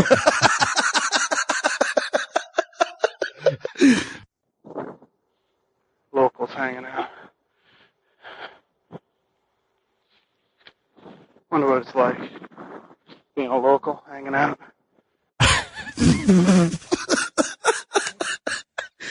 I've been living at this point in the same house for 20 years. You've been a local hanging With out. the locals. Wonder what it's like to be from this place. My mom's like, Tiger, why don't you probably get in the garage and get inside? Stop recording in the street. It's creeping people out. That woman. Who does she think she is? Who knows? I'm going to write on her wall. Open a yearbook. I mean, hell, I've always been a local, but See? I'd give it up to Emo Kev. He's self-correcting. He's fast. He's not that fast. If he was that fast, he wouldn't start by being like, I gotta tell you, we're a lot faster than Emo Kev, but he gets there, man. Yeah. Like if I could just if I would stop pausing it, you would hear him cancel out his psychosis. Yeah. Like he introduces a thesis that's fucking stupid and then immediately counters with, that's stupid. that's what it feels like you are. That to me is that's you trying to comment to who's ever listening. And then you Making catch up for yourself it? going like, what This am is I going to doing? sound crazy. Yeah. Like, I better throw out a cover story. Yeah. Martians. Bike. Crop circles. Sex. Aliens. Probing. It's not my fault. Anyway. Oh, Kim. Why'd you like him and not me? I mean, like, you liked high school, right? I did, but not like, I want to go back. I enjoyed it. I was not a high school, like one of these dudes like Ed Hapstack really enjoyed high school and was treated like a god. So I was never treated like a god. So after high school, I was not disillusioned. But not even disillusioned, like lost, where it's just like Lost post high school? well, yeah, that high school gave you you were defined in high school. And most cats would go on to college, like even my brother and Yeah. sister, but I didn't have that. Like my parents were like, you don't have to, so do it if you want or whatever. So I didn't go right away. So I was already kind of off model, so to speak. But did you feel like high school that, like I said, like you were defined by, you were with Kim, you did this, you did plays, you did that. Like your life was, you had, you didn't have to figure anything out because there was an infrastructure there. Yeah, that for number one, I had to be a part of whether I wanted to or not. Exactly. And while I was there, I made the best of it and did fun things and met cool people and had friendships and stuff. But still, there was a structure, whereas now the only structure I have is like I have a job, and that's it. Yeah. And it's not even a job I have to have. Like I'm living at home, so it's not like, you know, I got to fucking work or else I won't be able to pay bills. So that lack of structure is, you know, and I didn't go on to college traditionally. I tried and then like dropped out and stuff. So at that point, I'm kind of, I guess I'm Dante. Like this is literally the seeds of Dante. You know, you wonder where Clerks comes from, or, you know, the Dante storyline of Clerks. This is it. The dude's sitting there going like, what am I going to do with my fucking life? Yeah. Days of our youth. Everything changes, man.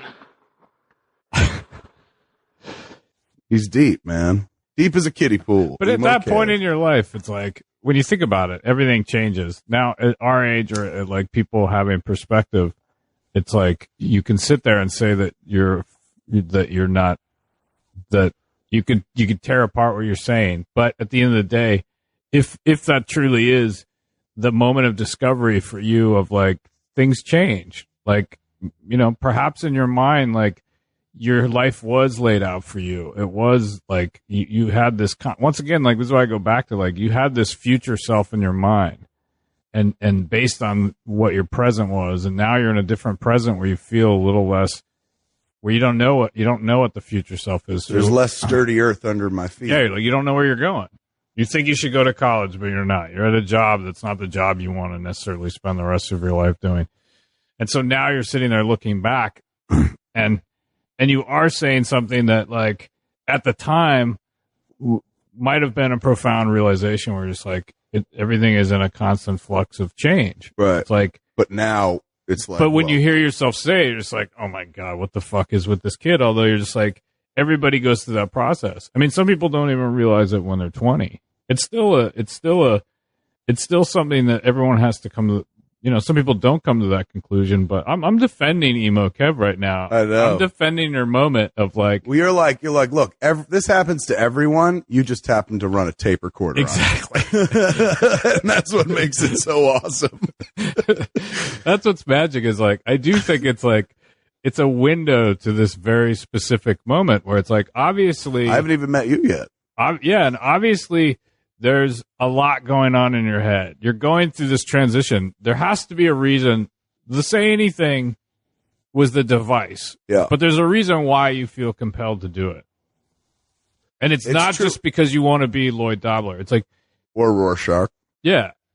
There's a reason you feel compelled to do it. And it's or Batman. He journalized as well. Yeah. Because you're at a period in your life where I sensed like a big change is coming. Yeah. You think like you said it. There's a tape that I made for my parents when I went to film school. And it was like, I was not this guy. Like now, you know, people can sit down in front of their laptops and record confessionals and shit. This is literally a 2-camera confessional. Could easily play in a fucking reality program or go up on YouTube as a fucking 16-year-old girl pouring her heart out on the internet. Me sitting in a chair across from a camera talking to my parents and about like, I'm leaving. Thank you for everything. Goodbye. Life's about to change. Well, I get emotional. I start crying. But my sister goes, what's really unnerving about it is you seem to know that exactly what's going to happen. Like you kind of lay it out and say, you're going to film school. You're going to come back, make a movie with the boys, and then everything will change. But even before that, everything's going to change from this moment forward. You don't know that you're coming home again, but you know this is the moment. And I'm bittersweet about it. Like I'm fucking crying for the moment of like, wow, this is it. Like this is a transition, a huge transition. Yep. My sister says what's unnerving about it though. She's like, I watched it once and she's going, it really creeped me out how you're naked. She's like, you were jerking off and talking to our parents about how you were never coming home again. It was sweet. Yeah. But still. Don't get me wrong. The sentiments were right, but Christ, did you have to do that? It's I don't know. I got to dig it up and we'll play that one day. But maybe I did sense a kind of like, wow, shit's about to. I think you're trying to vocalize. You sense that you're trying to vocalize. Why did I do this? That's the thing. Like for the last week, I'm like, why did I do this? I think once again that like you're at a point of view where it's like obviously what you're saying is on some level the stuff that you're thinking, right? Everyone's going in defense of Emo Kev. Lots of people at that age are doing the same thing, right? And you're trying to figure things out. You've gone from you get spit out the end of high school, right? Where it's like, you spend your life with. There's a predetermined amount of time that you're supposed to do. It's like a prison sentence. Not a bad way, but it's just like you're going to do this for fucking 12 years. And suddenly everyone starts asking the questions of like, are you going to like? Suddenly living with your parents comes into question. That doesn't come into question until you're 18. Right. I mean, some people move out, whatever, but it's like on the average, the question of whether you're going to live at home or not doesn't really come into play until after you're 18. So you're going through that transition of like, oh, well, now I'm about to become an adult. I guess this is like my bar mitzvah tape, man. It is. Like I'm like today, I'm a man. Tree. On the verge of collapse. Not that good at change. I think that's what the problem is. That never changed. That's the sad thing. Like, listen to fucking 20-year-old Emo Kev. I can make fun of almost everything else, but on that one, I'm like, oh, Emo Kev, let me roll up a fucking chair and roll a tear in a beer for you, man. The change. Now future self wants to go back. Never gets easier, dude. Oh, God. That would be a useful piece of information to give this kid. Like, you will never like change. It will always you'll never have a good time. You know that everything changes, but you don't like it. Cursed to know and see and watch it happen, and cursed as well to record it, but unable to deal with it. We're also kind of like boring, like everybody nobody adapts well to change. Tell me one person that's just like, oh, I love change. Change Chameleons. Everybody feels the same way. Nobody likes change. Everybody, especially, I guess the only people that's not true that don't like change are people that are coming from a good or comfortable place. If you're in a hellish place, then you're like, fuck it, I could use some change. I want something better.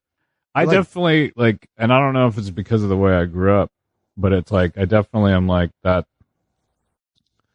sense of, going into a new environment. And you're like, things are mutable, man. Like fucking life is ephemeral. Fucking shit runs out. Like that's just the way shit is. I mean, I'm not superhuman. I have the same thing where it's like, it's difficult to grasp, and it's difficult to always be in the frame of mind of like, look, everything is constantly changing, Mm-hmm.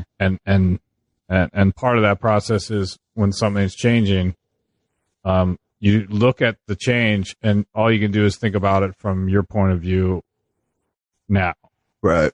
Which is like right now, this is, the worst thing ever. That was like a mini marriage in many ways, a mini high school marriage or post high school marriage. So when that relationship ended, it was, a lot of people like I'm very proud of the fact that I've been married for coming up on 13 years or whatever. We've been together 14 years. And particularly with the marriage thing, because particularly in this business, motherfuckers get divorced left and right. Yeah.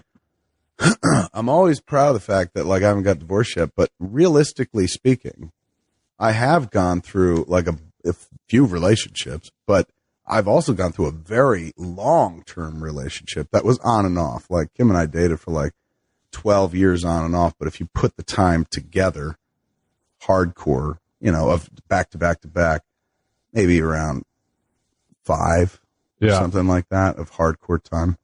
So, but all that on again, off again time, man, like once that relationship is put to bed for good, that is like the ending of a marriage. It's like going through a divorce to some degree, but with just no kids. But nobody treats it the same way because it's like, oh, you guys are just dating. It's no big deal. You're not married or anything. But what's the difference? You emotionally commit to somebody. You emotionally commit. Piece of paper makes it a little more. Like, well, once again, it's like to stop, but it's all based on. To me, it's based on what your if if when you're in a relationship, some people break up and it's not as much because if in their minds they haven't landed on the idea of like, you're projecting into the future that you're going to be together forever, which is what you were doing all the time. So you had a mental image in your head of like this entire life spent with her.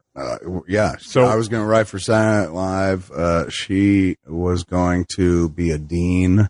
We were going to have 3 kids. We had their names mapped out and shit like that. Like, yeah, there was an entire narrative. So then it is like divorce, because at the end of the day, it's that like you guys got married. You guys created a marriage and literally acted out and listed an entire marriage. So when your relationship ends, it is different than some other people who didn't do all that stuff. I guess to some degree, maybe that's why I'm rolling around on a bike, fucking talking out loud to myself. But let's wait. 1990, her and I started dating 1986. So by this point, this guy's talking about somebody he's dated for 4 years off and on. 2 years hardcore, and then the next 2 years off and on. So this is a guy talking about somebody who's been part of his life for, and that's not even true. We started dating in 86, started fooling around in 85. So 5 years I've known Kim at this point. But my point is like all that stuff where you sat there with her and named kids and all that rest of that shit happened probably before this. Oh, fuck yeah. Because after through high school. So when you get together with her afterwards, you're not in the same relationship. You're not in a relationship. From your own perspective, can you remember, were you in the same relationship where you were like, here at age 20? Yeah, like when you get back together with her, are you still thinking, oh, we're going to get married and have kids and these are their names? Yes, I am. But the narrative changes for her.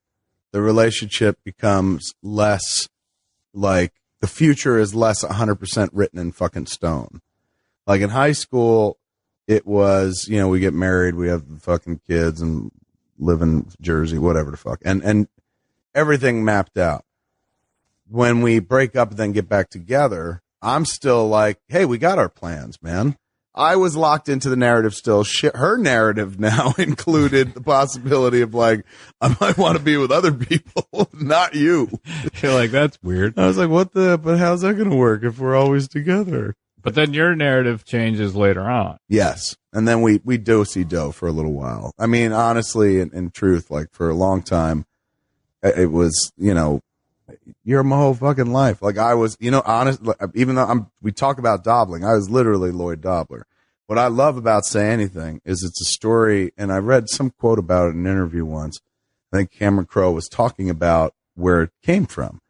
And James L. Brooks suggested, not the story, but said like, I think you should do a story about a love story between a boy and a girl where the boy is nothing extraordinary and the girl has everything going for her. It's like, you don't really see that. So Say Anything came from that. And I like always identify with Lloyd Dobler because like I didn't have a fucking, you like, I want to do this. I want to do this. I love his fucking speech at the table where he's just like kickboxing, sport of the future. He's just like, I don't want to buy anything, sell anything or process anything. I don't want to sell anything bought or processed or process anything sold, bought. But he sums up with like, I don't know. So I'm not going to figure it out tonight. So I just want to hang out with your daughter. Yeah. I was so that guy. All I wanted to do was just grow up and marry Kim and we'll figure out work later on. Like I wanted to own a deli, but big dreams pie in the sky was like, wouldn't it be great to write for Saturday Night Live? But really I was like, I'll probably end up like owning a deli. I can make a sandwich and shit. Nothing extraordinary. That's why I like to this day, all of everything that happened, I'm always like, wow, man, fucking should have happened to somebody fucking with more ambition or somebody smarter or something like that, or somebody with more to say. She was the one that was like I'm going into education, man. I'm going to be a dean. You ever meet anybody in your life that wanted to be a dean? Like, no. Especially Kim. A girl. Yeah. I mean, yeah, you met her. I guess not. You're right. He put me in my place. But she was the one that was like more ambitious, and most of our inability to connect late in high school after, like I graduated a year before her. She was a year behind me. That weird transitional year. And then like when she went to college as well. And as seen reflected in Clerks is, what are you doing with your life? Like, you're Yeah. smarter than this. You're better than this. You're more clever than this. But in those years before I did anything with it, it was like, fuck it. It always made you feel like a loser because you're like, how come the dude that wants to just marry you isn't enough? Why do I have to want to do something in life? Why is it that I have to want to fucking have a job or fucking, do sketches just because I did them in high school? Like, isn't it enough that I'm just like, hey man, I'm here. I live to serve. Whatever you want to do, let's just fucking do it. Like, you fucking take charge of everything. I'll be Mr. Mom. All I want to do is fucking you. Isn't that like enough? Like, why must I fucking go do something that makes other people happy or fit into the fucking societal norm? Like, instead, I'm ready to direct all this shit at you. And it was not, I don't know. Maybe her response would be, that's too much. Yeah. You think so? Yeah, that's pretty heavy. Is it? Especially maybe for a high school girl.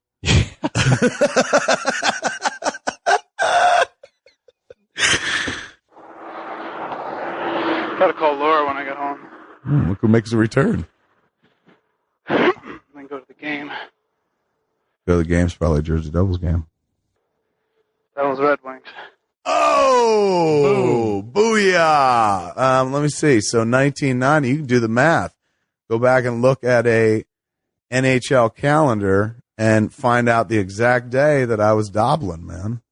It's true. 1990, October, Devils Red Wings. Yeah. There's some hockey aficionado out there right now just screaming it at the fucking speaker because, they can fucking quote you chapter and verse and dates and shit. Opening day. Opening day. I just narrowed it down. Oh, fucking leave it to Emo Kev, dude. He's literally, it's like he saw Taken and he's just leaving details in case he gets fucking kidnapped for Liam Neeson to find him. Devils Red Wings. Opening day. I hit the bank in the morning. About $20 off that. Got to give that back. Oh my God. That's going to make me cry. About $20 from my dead father. He wasn't dead then. Yeah. That'd be weird. That'd be theft at that point because he wouldn't consent to the loan. Unless, I had a seance involved. I cannot picture saying, Dad, can I borrow $20? I'm sure it happened, but I can't picture it because I can't imagine him. I imagine his response is like, why do you think I have money? I'm married to your mother. And not in the way of like, she spends it, but she was literally the person. Like, she's got the money. Why are you coming to me? Yeah. That's strange. Maybe you wanted, maybe you knew she might say no. Yeah. But what was it for? The hockey game. Oh, I'm looking to buy some snacks. She's like, you don't need no pretzels.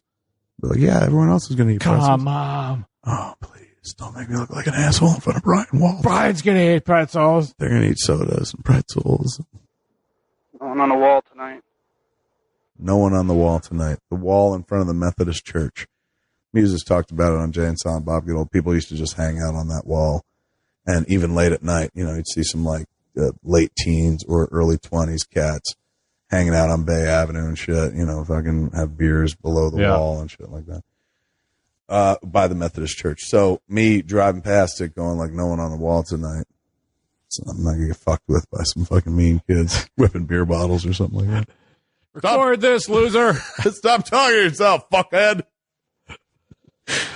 Everything changes, right? You guys shouldn't open the door to hostility, I'll tell you that much. It's cool. Feel less scum out. Batman. He's Batmaning now. Yeah. He switched from dobbling to Batmaning. Less criminal scum on the wall. Then again, who am I to be calling anyone scum? Oh my God. This dude. He flip-flops like Romney, man. He's just like, I've got a position, and then, Scum. It's mutable. Maybe I'm scum. Yeah. They're scum. I'm scum. We're all scum. I scum, you scum. We all scum for I scum. Who am I? I'm Batman. That'd be amazing. Please do it, Emo Kev. Please make my dreams come true. Am I anybody? Fuck. You had to take it Not there. Batman. Yeah, anywhere but fucking Batman. He took it to the weakest, softest place. See, current Kev would have rocked on Batman. Emo Kev instead tags up a perfect setup, a spiker dude with, am I anybody? Anybody? This dude ain't ready to live podcast. I'll tell you that right now. He's slow.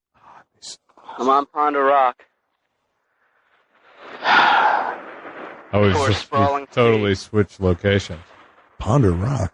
Where's that? Holy shit. I think you've named the rock where you're going to ponder things. I think I took that from Bloom County. Ponder Rock, if anything, if it, I don't think anybody calls it that. In fact, I'm quite sure I might as well call it Kev Rock. Is where Ben is sitting in Jersey Girl looking out at the town of Highlands. And you see everything comes full circle, kids. As you listen to Emo Kev, the seeds of everything I'll ever do are contained within the You can see it. You can see where it all comes from.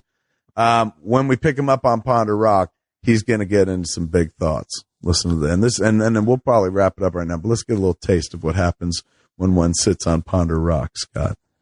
Little taste of Emo Kev on Ponder Rock. Big thoughts coming. I'm on Ponder Rock. For a sprawling sea,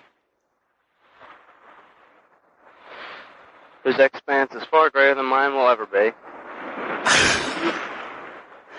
Are you comparing yourself to the ocean? I'm jealous. Why does the ocean get to be so big? One day I'll be bigger than the ocean. I'll be so big, they'll tell me to get off a plane. Just cooling down from a little run. What the fuck? A run? Look at you. And not only did I run, Scott, I ran with a tape recorder in my hand. I ran right to Ponder Rock and started putting my thoughts down. And as I expectorated into the ocean. Are you peeing? Expectorate to spit. See, what a dick. You can't just say, I'm spitting in the ocean. You jerk. A metaphor calmly overtakes me. You know, spitting into the sea is a lot like life. Told you. And this is how.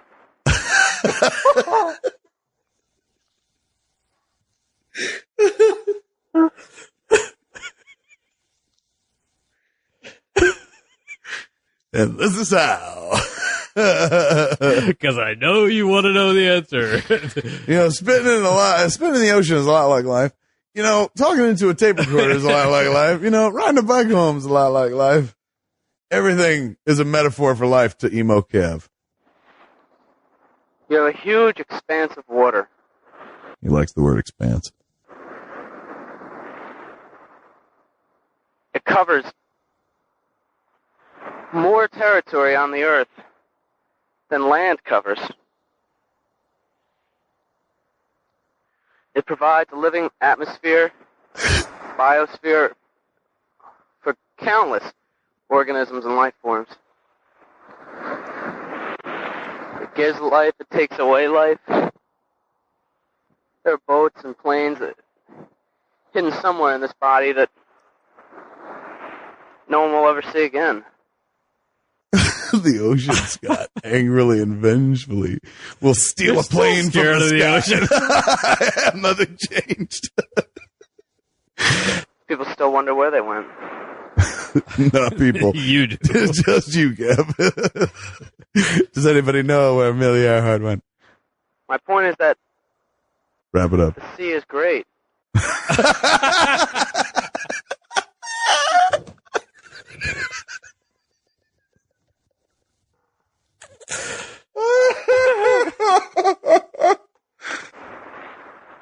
I mean, it's enormous. Something bigger than... He's searching. He's like, fuck. I ran out of metaphors and things to compare it to. He's like, I already said it covers more of the earth. Where's he going to go with it, Scott? Let's find out. Than me, than you. Ah! Scott, he's acknowledging you. He's talking to you. Answer him. Something bigger than me, than you. He expects and somebody's going to hear this sooner or later. Yeah. But by spitting into the ocean... Here we go. Usually he's going to wrap up that fucking magical metaphor he promised us 10 minutes ago. Telling us that the ocean is bigger than you. Than both of us. Scott, I don't know if you know this, but ocean's it's wider than the two of us standing next to one another. You've just added to something that great. He's 20. And that's life how? I don't know. He's 20, dude. He's like, by spitting in the ocean, you're as great as the ocean. Whoa. You add to the ocean's greatness. And that's a metaphor for love. Yeah. For this life. Which, I gotta be honest with you, it doesn't sound like it's really that full. Now, no matter where you go, There you are. metaphorically, you're part of that whole body of water. I guess the same could be said for pissing in the ocean. Oh, for the first hints of the Kev that we all know and love. Getting dirty with it, getting jiggy with it, if you will. Getting pissy with it. Talk about pissing in the ocean. Imagine if I'm just like, what if the recording went to like, now I'm pissing in the ocean. Now I'm masturbating on Ponder Rock, which I've renamed Jerk Off Rock. But we'll leave it with spitting. I'm not up for a piss in the ocean right now. You're a finicky guy. You sound like Morris, that fucking cat from the old cat food commercials. Morris, do you want to piss in the ocean? Maybe later. 9 lives. Cat food and However, Morris lives. metaphorically, that's like life. you gotta explain it, kid, because we don't see it here in the future. This huge, great big, this fantastic Ever rewriting. happenstance goes on Could use a little more rewriting. straight through the ages. It's been going on since the first organisms crawled out of the sea. Second use of the word organism. It's been going on forever. It'll go on after you're gone. It's talking to you. I know. You better fucking start considering that. It's got that ocean.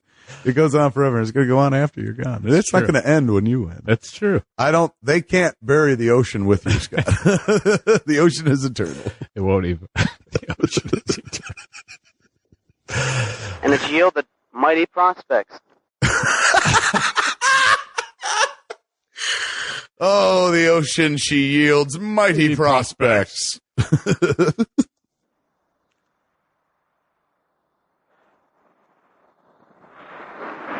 But no matter what happens to him, where you go, Here's the part of knowing that you were part of that large machine. you added to it. You were a part of life. The things you do will affect people, even though you don't know it. Straight on down through the ages. Shit, dude. This is fucking Cloud Atlas. Yeah. I'm lit in 1990, dude. I'm writing Cloud Atlas. I'm like the Wachowskis. One man Wachowskis on Ponder Rock. That's why someone should make it into a movie called Kev Atlas.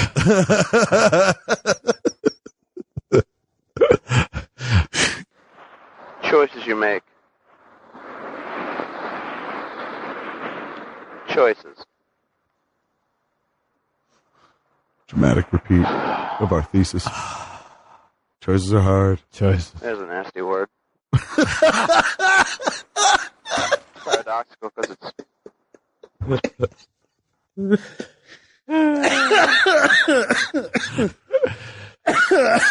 Oh, good God.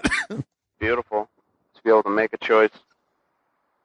But it's nasty because you do have to make a choice. You don't like making choices. Everything. My deepest views are, on one hand, this could happen. On another hand, I'm Harvey Dent, dude. You are. I'm crippled without my coin. Emotionally crippled. And life is so polarized to me. It always seems like you're making the wrong choices, too. When do you make the right choice? When do you yield something Second use of the word yield. from an option you took that you can sit there and say, hey, this was better. Hey. Hey, Hey. I made a good choice. When do I get to make a good choice? That's nice, Kev. Bye. Margaret, the Smith kid, is out on the porch, self-affirming again.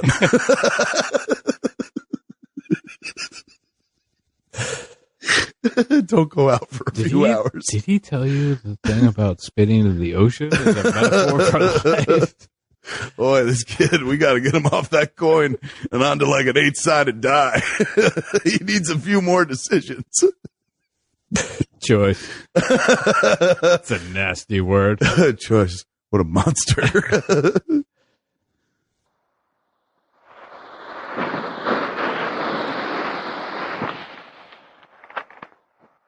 That's enough pondering.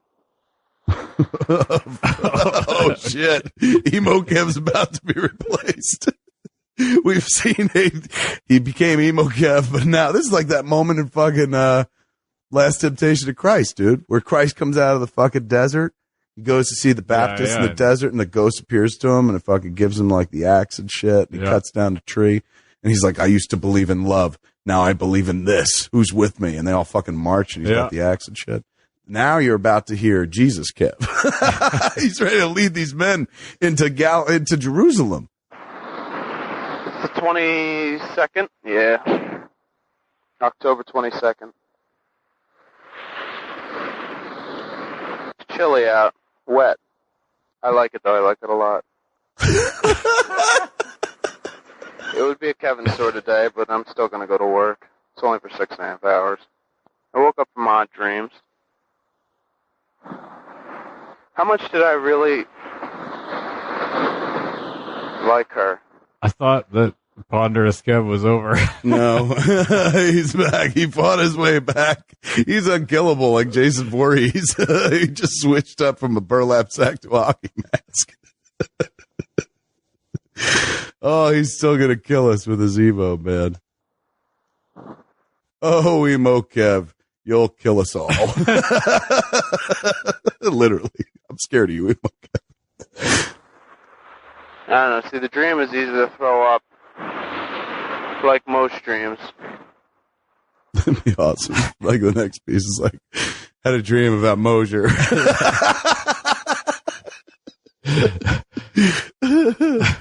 But Mosier's just a guy. You can't marry him. I don't know who he is.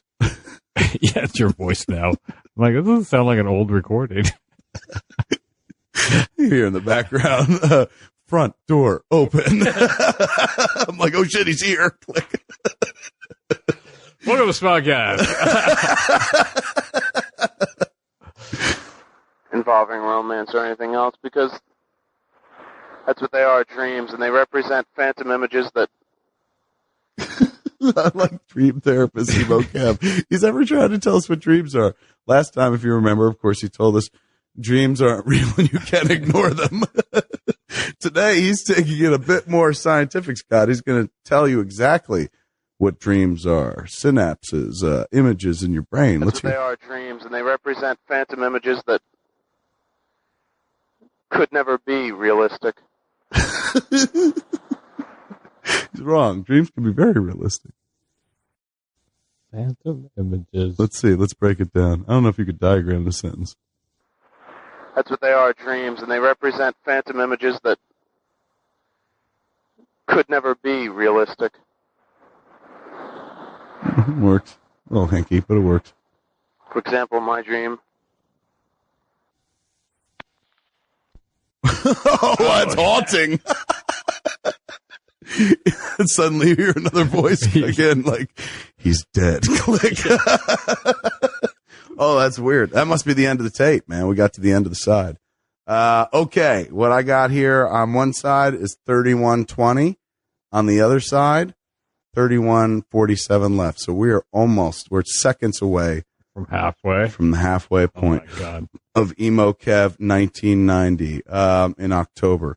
It's, boy, we learned some stuff today, Scott. It wasn't all shits and giggles. It was some of it. You're was dealing with some real shit. Yeah, this is big time for both me and Emo Kev. Yeah, because now, I mean, Emo Kev's obviously working through his issues, but while we tease him, I'm obviously seeing where things came from and emanated from. Can I use this information to improve myself in some way, or will it result in me just driving around recording myself more? That's the only idea you get from it? Yeah, you're like, people are like, did you learn anything? Did you grow? I was like, shit, yeah. I learned I'm fucking wasting perfectly good driving time, not podcasting. I got a bike.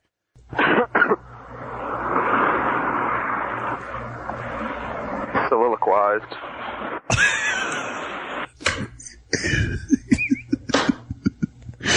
Soliloquized. Now I'm a beat poet. I'm like, soliloquized, prophesized, confused. Nothing, I don't know. Synthesized. Very few things in my life have, like, failed to disappoint so consistently. Just the air. Soliloquize. Back into it.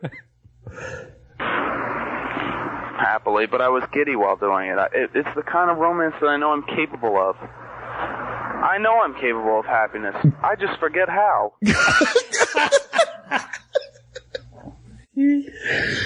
Someone's not listening. I guess. You're frustrated. You're frustrated because you feel like you've achieved this thing, and yet you can't consistently tap into it. I gotta hear that again. Why is he mad? Why did he get mad all of a sudden? Everything was calm. We were at the ocean. Angry rock. Yeah. Happily, but I was giddy while doing it. It's the kind of romance. First off, what 20-year-old says giddy? I know one. Oh, good Lord. Happily, but I was giddy while doing it. It's the kind of romance that I know I'm capable of. I know I'm capable of happiness. I just forget how.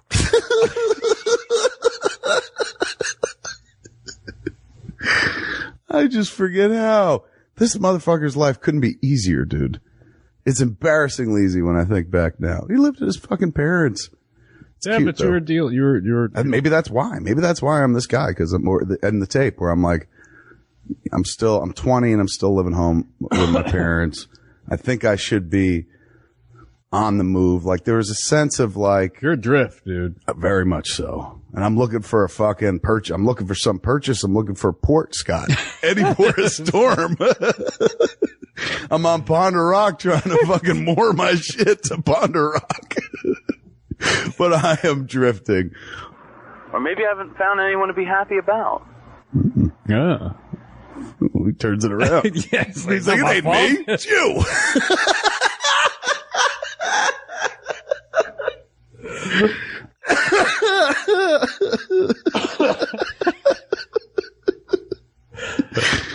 He's using it's not me, it's you on the world.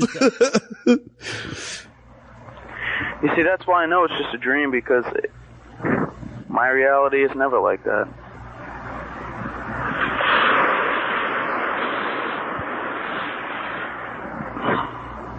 It's a prototype for every relationship I was going to have after her.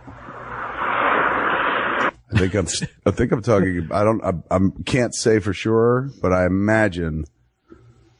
If I have to guess, I'm not still talking about Kim. I think I'm talking about Amy this time. Mm-hmm. If I have to guess, and people will be like, "Amy, chasing Amy?" No, but I mean, similar in name, and that's Yeah. First there was the biggie. Kim. Well, first there was Norma. Kind of. fucking poor Norma. Man, you tossed her out like Right under the bus. First there was the biggie. well, let's be honest. Yeah. Before there was Star Trek 2, there was Star Trek the motion picture.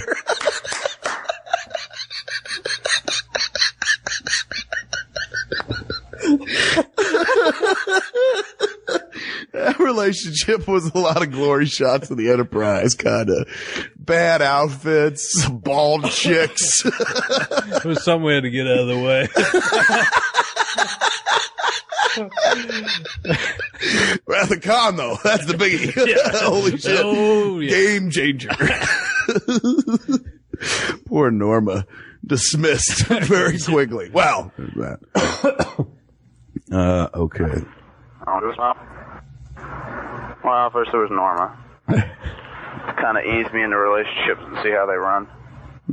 Then there was the biggie. There was Kim. And at the fruition of that, which I don't even know if I can call it fruition, because I was never satisfied. I didn't think it reached its peak, went to the fullest.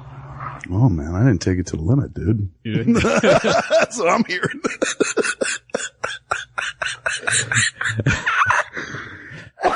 And I don't mean fucking like the Eagles take it to the limit, dude.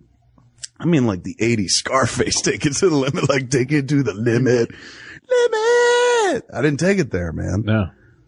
And I'm sad about that. It's a lesson to be learned, kids. The Scarface lesson in all this is the world is yours. Take it to the fucking limit. You didn't take the biggie to the limit, is what you're saying. That's taking the biggie to the limit. The Kev Smith story. That's beyond the point. But after that, it was Amy. Basically, I mean, skipping character, she was kind of lulled in with Kim, but...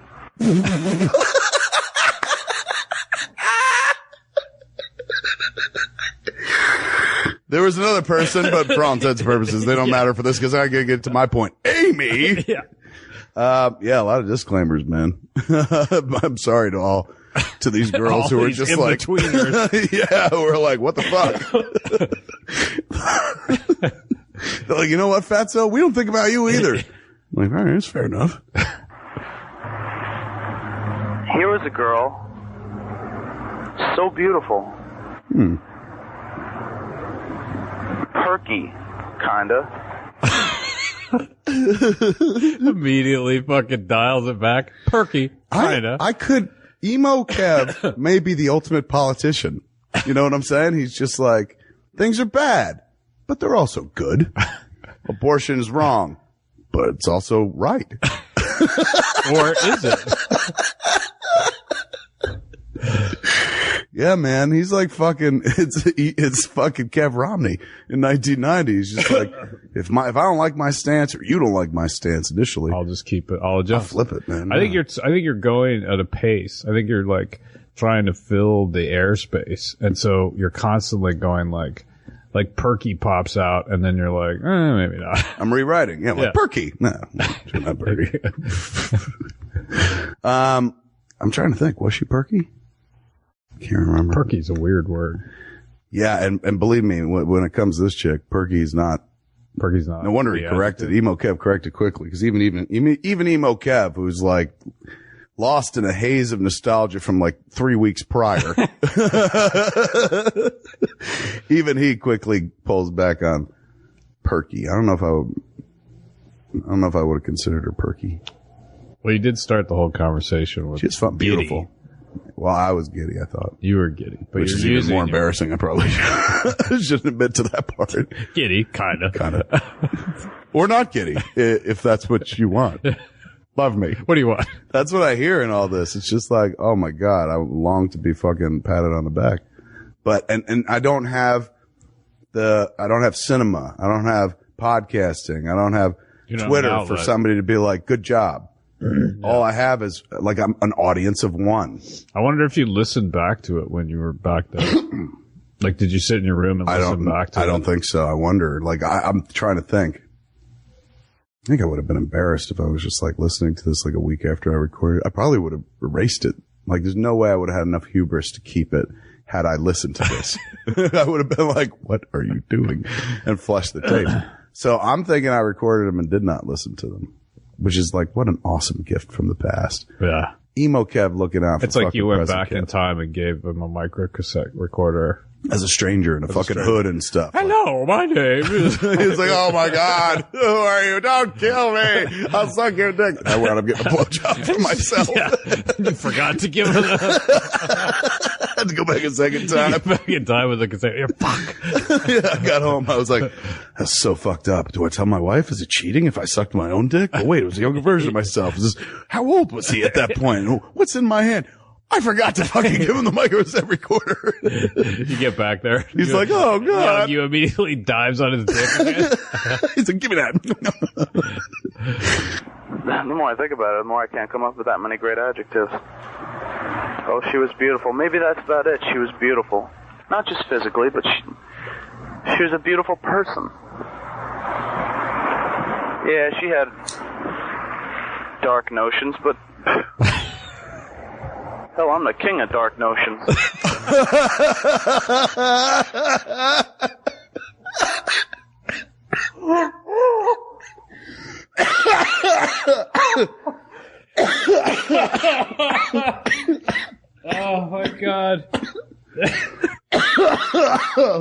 is this person, dude? Holy Christ. He did not just say that. I gotta rewind it. I gotta stop crying. I gotta hear it. Hold on. Dark notions, but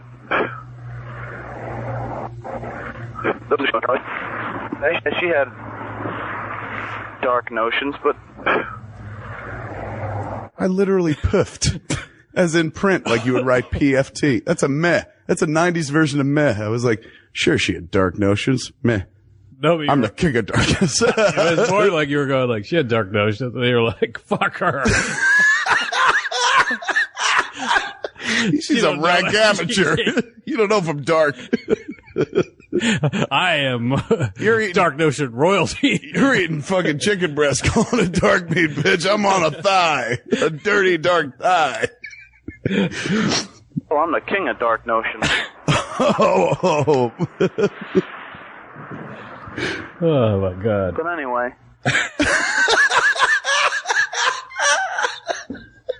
You know how dark? Let's not talk about that. Yeah. Anywho. That's a huge declaration.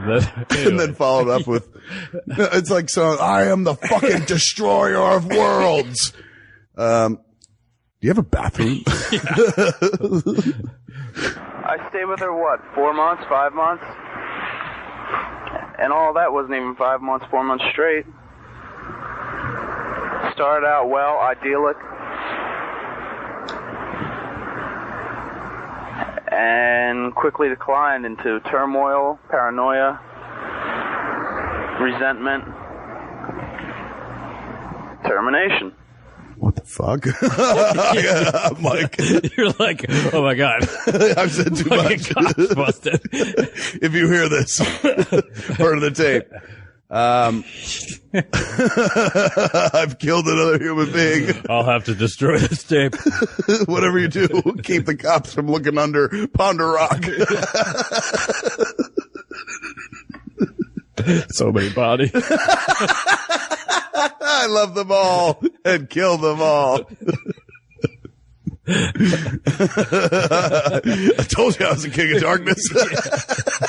Now he's the king of dark thoughts.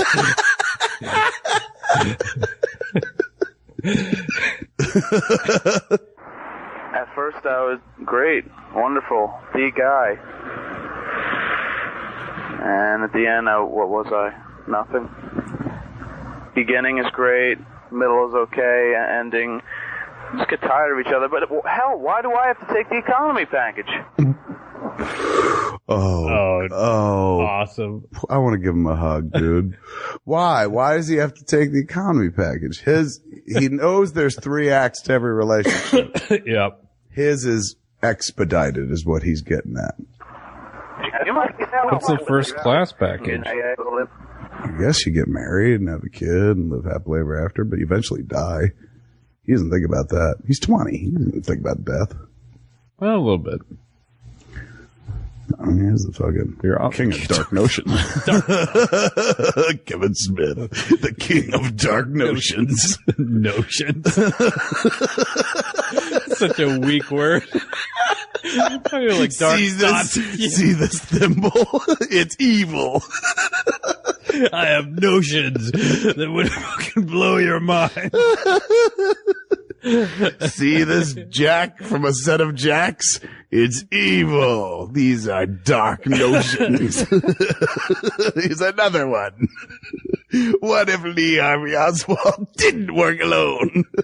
These are the dark notions of Kevin Smith. Welcome to another episode of Dark Notions. Some people think they have dark notions. He's the king of dark notions.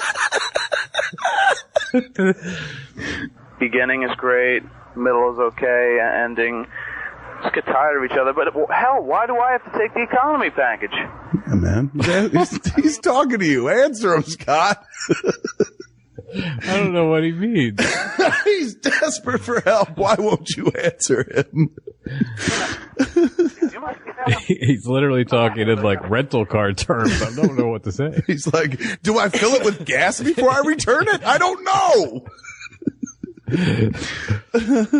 Love is a lot like getting one of those GPS things in the car when you rent it. You got to ask for it.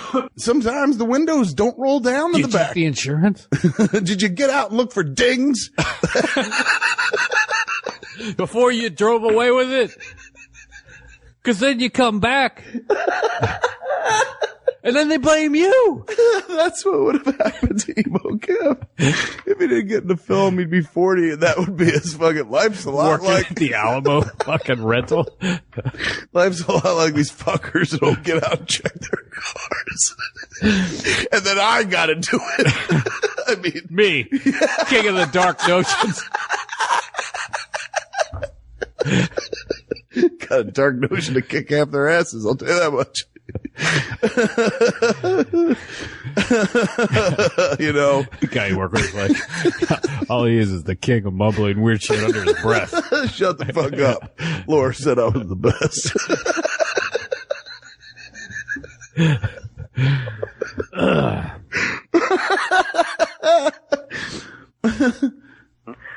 Just get tired of each other. But hell, why do I have to take the economy package? Yeah, man.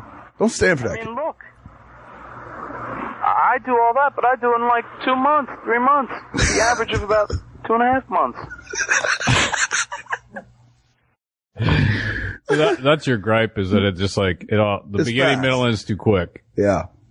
Which, I don't know. That sounds pretty good. It sounds like Emo Kev invented speed dating.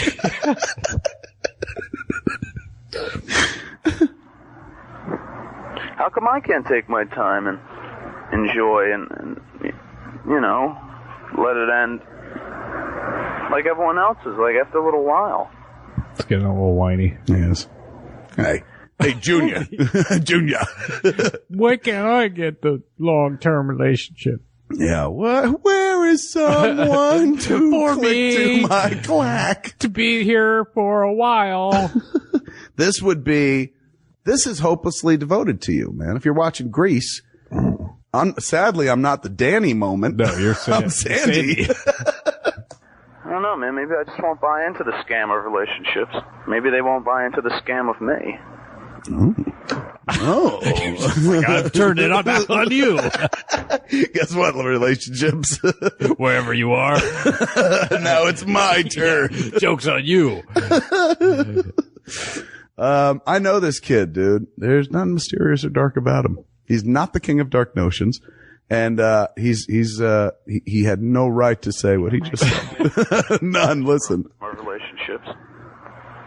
Maybe they won't buy into the scam of me.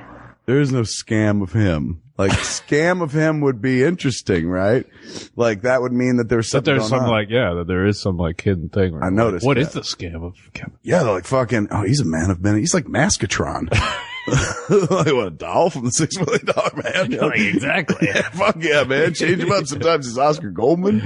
Sometimes he's a character you've never seen before. And sometimes he's Steve Austin.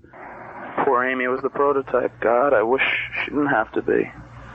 Everyone after that. What kind of Shatner-esque, I man. know.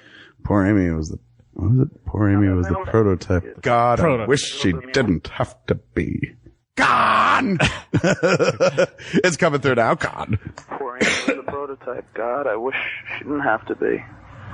Everyone after that. Diana, what, a month and a half, 2 months to reveal who I was? To come up short, so to speak, after being so wonderful? Are you acknowledging the fact that I'm a strong starter, Scott. Relationship, I can begin very strong, but then after a month or so, I can't keep up like the fucking. But you may be acknowledging the scam that's you, which is that what you were doing at first was not 100, wasn't what they were going to get. You weren't presenting. But isn't that what everybody does? I don't know. Don't you present your best foot forward? Like, that's what, like, when I listen to this, I'm like, what is this kid sweating? Like, yeah, dick. You went out and you fucking didn't say any of the bad shit about yourself. You sold with the good shit. So, like, of course, sooner or later, fucking people are going to find out you're not all that or whatever. You've got your drawbacks or whatever. And he seems like this kid is having a hard time processing that.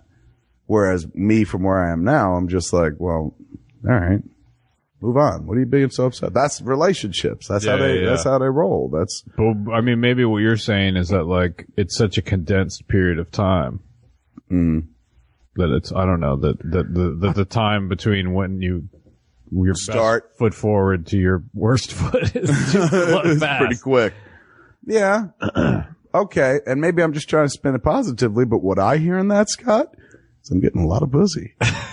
I'm not tied down, man. This kid's bitching about like, why can't I be married? It's like, play the field, bitch. Yeah, what are you doing? Come all over Ponder Rock. Jen? Not even. Whoa. Not my Jen from obviously 1990, different Jen. Jen Madsen, who actually saw when, we did for Comic Book Men, we shot the signing that we had back east. The Secret Stash did a tough shit signing. And, I saw her that she was passing by. She was like, oh my God, with her kid. I haven't seen her in like forever, man. And she still like looks young as fuck. I mean, it could be a thing where it's like, what you're not acknowledging is like, it wasn't a relationship. It was just like, we just fucked around a little bit, fooled around. Yeah. It was a time. You just had some time. Had some time together. I'm telling you, I was the marrying man, dude. I really wanted to like every time you started, you were just like, this is it. I saw him in a wedding dress. That was like, that's what got my dick hard. I was like, oh, I want to marry the fuck out of you. Oh man, we're going to get married. They're like, get away. You're going to be such a wife. They're like, oh yeah, that's fucking hot. Makes me all sorts of wet. Yeah, I'm all wet. Wait a sec, let's see. There's Carrie, Kim, Amy, Diana, Jen. Playa. What up, playa? What you complaining about, playa? That's a long list, son. Betsy. No, before Betsy. Jill. Fucking. Look at you, man. What am I complaining about? Why am I Sherman's upset? March. You can see that pussy tear from space. Totally, man. And I'm like sitting there going, why can't I fall in love? Why won't they marry me? He's falling face first into pussy galore. And he's like, why can't I fall in love? I'm pussy love.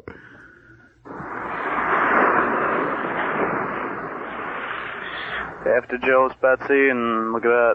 Ended in sham, scam, shambles, scambles, turmoil, nothing. Shambles. What was the last thing? Mopping? I'm playing fucking $500,000 pyramid. I'm like, things in a round, things in a box, chocolate babies. I don't know. Next. What was the last thing you said? After Joe's Betsy, and look at that. Ended in sham, scam, shambles, scambles, turmoil, nothing. That's it. It's a long list, Kev. Yeah. I don't know that it ended. Right. It also sounds very dramatized. I don't remember it ending in all of those things. Like, that sounds like pretty bad. I could even check with Betsy and be like, do you remember like how our relationship ended? She'd probably be call like, it some words. Did we ever scam? Shambles? Scambles? Would you describe our relationship as in scambles? She's like, did we even kiss? Oh my God, of course we did. It was a scam. Yeah, we were going to get married. It ended in hate, resentment. No? No? This is Kevin Smith. You do know that. We were going to get married. And now Laura, same difference. Oh, look, who's back? Back again. Oh man, she told me I was the best.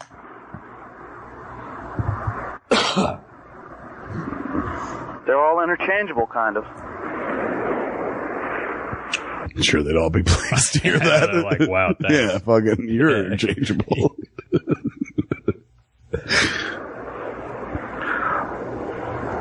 No, not at all. What a hero, dude. Come on. He can't even be mean. Yeah. He's like, they're interchangeable. Well, technically, you're not mean. You're being mean to some of them. Yeah, I guess so. But I always pull it back. I'm like, they're interchangeable. No. No, not all of them. Some of them. Yeah, that's true. So shooting some. I'm no hero. I'm an anti-hero. Like Han Solo. I'm shooting Greedo and shit like that. I'm cool again. Who wants to be Luke Skywalker, man? I'd rather be Han Solo. And this is fucking Han Solo right here, son. Somehow I don't think the movie would have been quite as successful. He's like, okay, this is about a farm kid, lives on a desert planet, meets up with a giant dog creature called a Wookiee. The Wookiee's pal. This very emo 20-year-old. Yeah, wants to get married. He dreams of love. He spits into space at some point. Says he joins the cosmos. Yeah, it's pretty fucked up. You know what it is, my friend? You have no... Somebody with him? You're talking to yourself. Oh my God. I'm like Harvey Dent. Yeah. I'm just like, but Batman was always good to us. No, Batman is the enemy. Flip the coin. That's the worst Two-Face impression. Flip the cassette. Oh, that was good. Self-worth. You have no pride in yourself. No sense of self-worth. No pride, no... You don't revel in the wonder of you.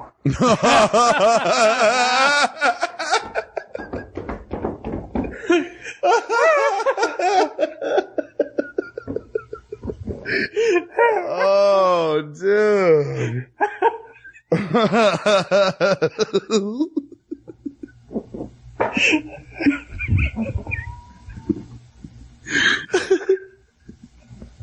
Oh, God. No wonder you're the king of dark notions. Don't revel in the wonder of me.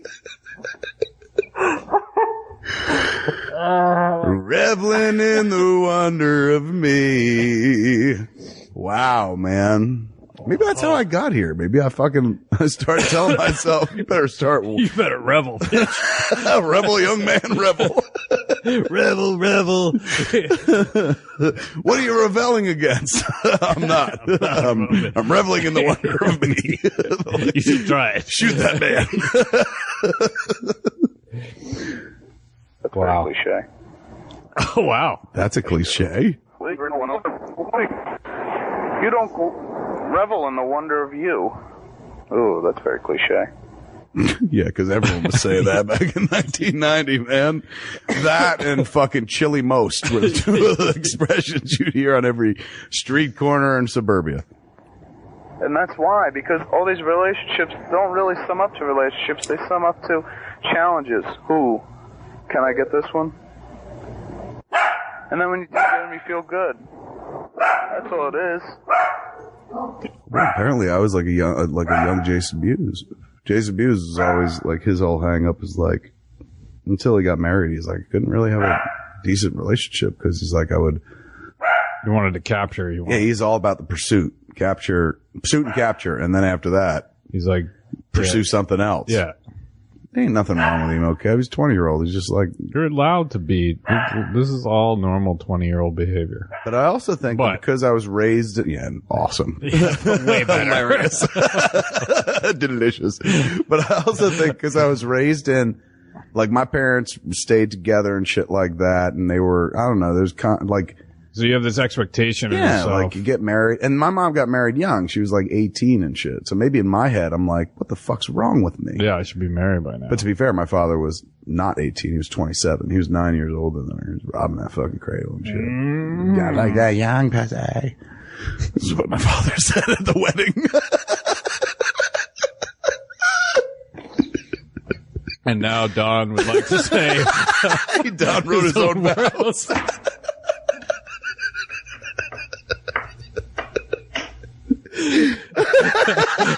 well, those were brief. And even though it is a house of God, can't argue with that logic. Yeah. Even God doesn't argue with that. Grace, do you have any words of your own? Grace, where you going? Grace, somebody get the bride. Grab the young pussy.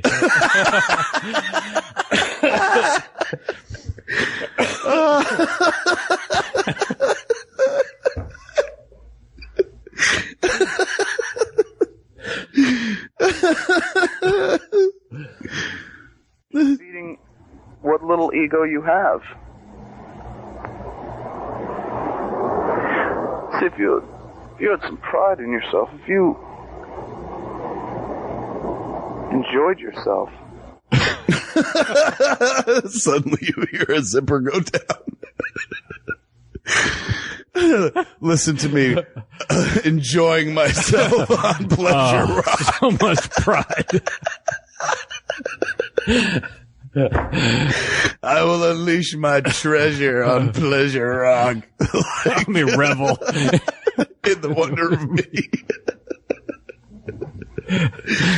The Sandy Hook Patrol. We got like what looks like a fat guy.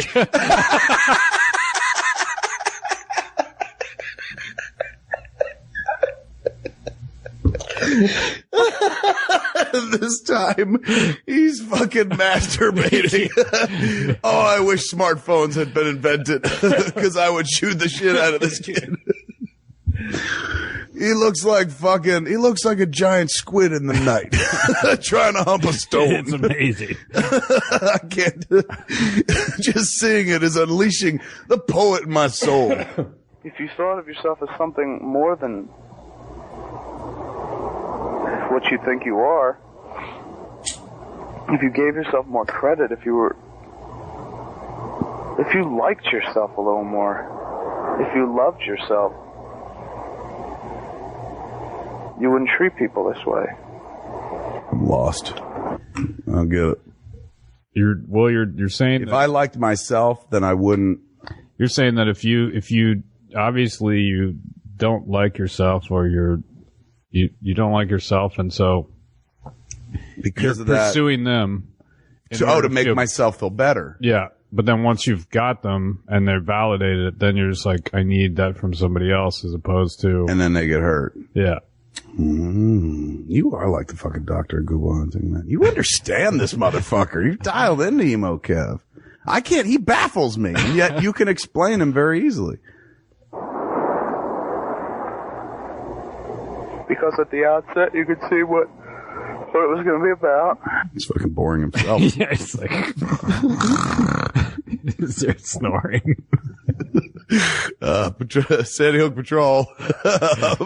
He's asleep now. Asleep with Tide's coming in. Should we do something here? Should we just let it happen finally? He doesn't seem very happy. Butter floats. What the fuck's that mean? It means walk away. Whatever happens, happens. And let the sea claim him. He'll become a part of the vastness. That's what he always wanted. Yeah. You could hold out for a romance. Your sense of romance is dead. Your sense of romanticism is on the money, but how accurate is it? I mean, sure, it's accurate, but how true is it? Wait. What you're saying is that you doubt the sincerity of your romantic. I believe in romance, but I don't. My sense of romance, like you're doing romantic things. Yes, but not with a true heart. Yeah, but you're doing them for the purpose of getting that valid. Like you're going into the relationships, and I think that goes back to what you were saying before, which is like the scam, which is like you in your mind. The scam is that you pursue very aggressively the best version of myself, very possible. romantically, and then you're just sort of, but you're almost doing it. You're doing it. Right. You know that you're doing this and doing that. I'm self-aware. You're self-aware of I'm like Hal. At the end of the tape, I'm like, Daisy. Revel in my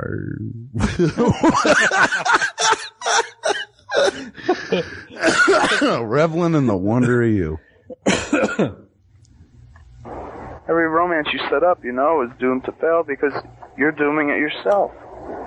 You just want to show what a great guy you could be. So that when you're gone, they get an idea of what they've lost. And really, what did they lose? How they're better off. Nobody wants a lying dick bag. I gotta put that on a t-shirt. I mean, I gotta be honest. That's pretty true. True words spoken. Yeah. the greatest philosopher of our time. Tapes found years later. Not Elmar Boucher. We're talking about Kev Smith. No one wants a lying dick bag for Kev Smith's story. Okay, kids. See, that's it, man. You just don't have much love for yourself. You think you're a lying dick bag? Well, I mean, am I? I don't know. I didn't say that. But based on what we know, am I a lying dick bag? Isn't that what people do when you're courting somebody? You try to put the best face forward to I mean, it's buried in our genetics or DNA, but to mate. But you feel like what I'm getting from this tape from this 20-year-old Kev is that you feel like what you're doing is very calculated. But is that wrong? Isn't it calculated to want to get laid or to have a relationship or? I don't know.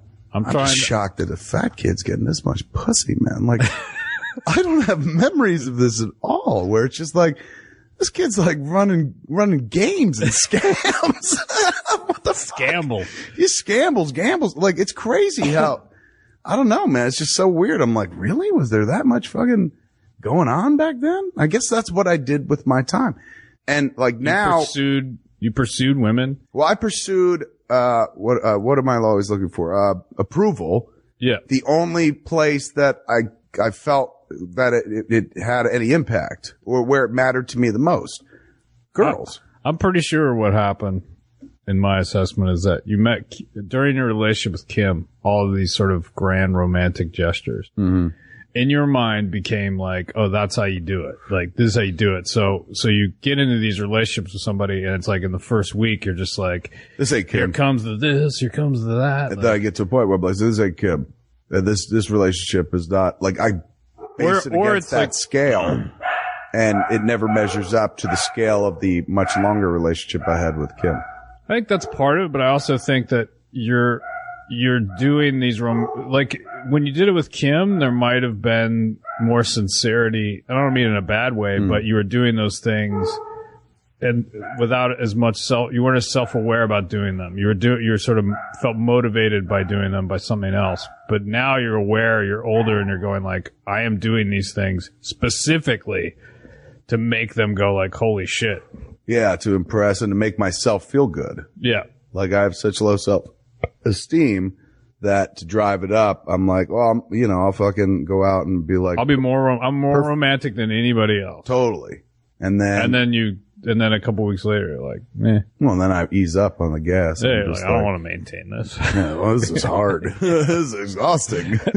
Romantic Kev turns into tired Kev. Sleepy Kev joins the party. Is this romantic? Revel in the wonder of this shit. Yeah. I'm going to lay down and if you want to climb on top of me. Look at yourself. What do you think? Think I gained weight. Beside the point, physical aspect. Like, think I gained weight. Fuck that. Yeah, back to the real issue. Whatever. Oh, women. Yeah. It's them. I mean, even if you look great, I don't even know if you'd love yourself that much. Well, it's worth a shot. So that's why we're going to go that route. That's why you're basically like biking and you've got it in your head where you're like, if you shed the pounds, you're going to feel better. But I bought the diet commercials. If you look good, Scott, you feel good. So I'm trying to look good. But think about it. That's why all these relationships, what do they mean to you?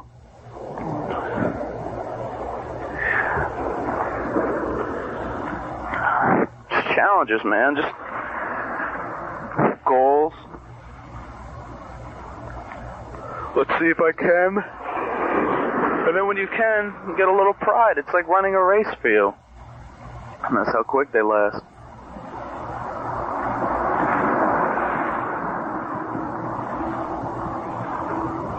And you want to leave this image that you were something to be reckoned with, a wonderful thing that briefly passed by, and you can't do that. I mean, it works, but then they really see that it was a scam. Or scambles. Or scambles. It could have been massive scambles. It was false, and they don't wind up missing you. They wind up hating you. Wow, man. You are the king of dark notions. But for that few... Spitting in the ocean. Yeah, I need to feel part of something bigger. I gotta merge with the infinite. Where was I? I hate. But for that few minutes, that few days, maybe a few weeks at best, that they have that image that you were something that was lost, something great that was lost. And that's what fuels your engine, man. You're a goddamn misanthrope. You don't like people. I don't really think of myself as misanthropic back then. You're real down on yourself right now. In Emo Kev. Yeah. You're really down on yourself. Because you've suddenly had this, like, it's like you're feeling you are being self-aware where you're saying you do know why you're doing these things. Yeah. But you're questioning, like, and you're sort of turning it around on yourself and being like, this behavior is, like, hurting other people. And you're questioning. You're questioning a lot of things. You're 20. That's my thing. It's like you're 20. Does he care? Because when you're 20, it's like how you relate to the world starts to change. It's like when you're a teenager, it's like everything's much more. When you're a teenager, generally speaking, in my opinion, it's like things are much more emotional. They're based a lot way more on just emotion, pure emotional reactions. Like relationships are that way, lots of fighting, blah, blah, blah. And then once you enter 20, it's like you want to separate yourself from kids. You want to become an adult, but you're not even really an adult. And in your situation, it's like you're still living at home. It's like, but you're trying to make this transformation into being an adult. And so you start to, just from the way you talk, it's like you're in that bridge between being a kid and an adult. It's like you're trying to talk like an adult more. You're trying to do all these things. And you start to do this thing where you become, you start to use your mind, you start to self-reflect more, where you're actually looking at your actions and wondering why you're doing it. Because I think, once again, I feel like you are trying to find, your self-worth. I mean, you are obviously like on this, you're in this period of your life where you're basically, I don't have ambition. I don't have this. I don't have that. Like you're bottoming out a little bit. In the safest possible way. Like at home with mom and dad. Yeah. Just looking at your actions and going like, I don't have, here I am. I'm not doing this. I'm not doing that. My relationships are just like these conquests to try to make myself feel, it's like, that's why to me it's like normal. It's like, it's normal 20-year-old behavior. It's like you're cast out, you're put into a situation where it's like once we leave school, or if you don't enter like, post high school situations, you're left to be like, well, what is your future? I think at this point too, we're 10 months out from me seeing Slacker, which is the moment that I'm always like, oh, that's the moment that I decide that I want to be a filmmaker and everything changes. But I think what you're hearing here is the beginning of all that change. There's no way on earth that I would have been receptive or to the notion of, hey, I could do something unless I have these conversations with myself. It's very dramatic to say that like you're adrift in the ocean and like you see a light, but it's like, it sounds really over dramatic, but I think for a lot of people, that's what their 20s are. And not all people. I mean, look, there are people who in their 20s are like going to medical school, or, they have very distinctive ideas when they leave high school. But for a lot of people, that time of your life is that thing where you're like, you were probably, when you were in high school, were mostly just being very present with what you were doing. You're just like, I go to school, I do this, I do that. I wasn't like, one of those cats that was like, oh, and then I'll go to college. And then like, I didn't really have a 5-year plan. I mean, I used to be like, oh, I want to write for Saturday Night Live. That'd be amazing. But did it really, but that's like, there's a difference between that and saying like, I'm gonna go right. It's like, it sounds to me like it was more like, oh, that'd be cool. Yeah. But did you really think about it as like, this is what I'm going to do. When I get out of school, I'm going to actively pursue doing that. Yeah, and how I actively pursued it was by going to sit in the fucking lobby of 30 Rock and hope to be discovered. Literally, I would sit there for hours and hope that like fucking Lorne Michaels would walk by and be like, that crying fat kid must have something funny to say. Give him a job. Get him, as opposed to just like have him arrested. Get that crying fat kid out of here. Right. I just want to write for SNL. But it was never like, oh, I'll go to this school and then that will help me write for SNL, or fucking like I could have done some independent study and been like, oh, the Harvard Lampoon seems to be a gateway to SNL.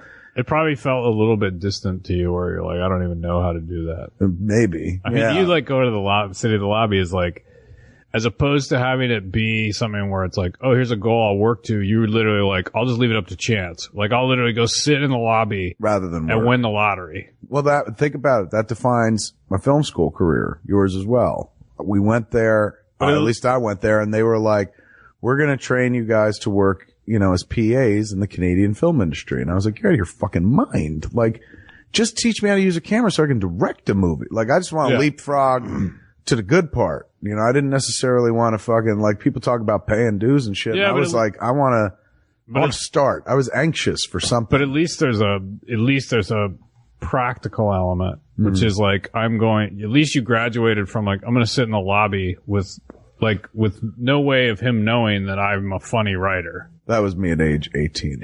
Yeah. 2 years later, I got a little bit smarter. And 10 months after this, I get even smarter. Yeah, where it's like, oh, there are practical steps to take towards that. And even like when we met at film school, it's like you left early because you understood that you'd gotten the practical steps that you needed. Right. Which was like, oh, I possibly needed to do all this, but now I have these other people to fill in these other You guys finish. I'll go back and start this part. Yeah, exactly. Yeah, man. But that's a completely different Kevin from this Kevin. The one that you met. Yeah. Or the one that left film school is different than this Kevin. Yeah. But even the one that came to film school was just like, you had a sense of purpose. You had a goal. You had an actual goal. That's true. Yeah. You had a path. This Kevin has nothing. His only goal, as we heard, was woo a girl, fucking get her to like you, and then you're doing, move on. And then you're doing so little that you're on Ponder Rock, basically thinking about, like, you're wondering, like, why don't other people think about this? Well, maybe they had something to do. Feel like we're working to put food on the table. I'm busy. Yeah, like I have a job. Yeah. I don't have time to bike around. I'm going to school. And look at the fucking unexamined life and shit like that. I hit shit. I go to class. Yeah, man. Fucking. I don't wander out to the ocean to fucking think about it. Get a degree. How about that? How about you put this time on Ponder Rock into fucking class, get yourself some credits and a sheepskin. Yeah, I mean, I guess that's what folks were. That's why it's awesome. I mean, it's, to me, it's like. This may be, I mean, I hate to say this, but like, this may be, there's no roadmap, right? Yeah. But this is not a bad blueprint or outline of the life of an artist. Like that's what this is. Like I don't know what it is. It's like my brother one day was like, oh, I love cock. Like one day he woke up and knew what he was. Yeah. Me at this point, I don't know what I am, but I know it's something more than fucking, the little kid from New Jersey, fat kid from New Jersey, or the motherfucker who's just like, I'm the best fucking boyfriend you'll ever have for like 2 months. And then, I eat pussy really well, like fucking Laura says or whatever. Like all these many things, like, I'm trying to fill some void where I'm like, it's not enough. And I have this sense of like, but it was supposed to be doing something. It was enough at a time. Yeah. Like, and then apparently here, like it wasn't like I'm sure that like you might have had rumblings of it, but in high school it might have felt like it was enough. Like, well, I was in a relationship, for most of high school.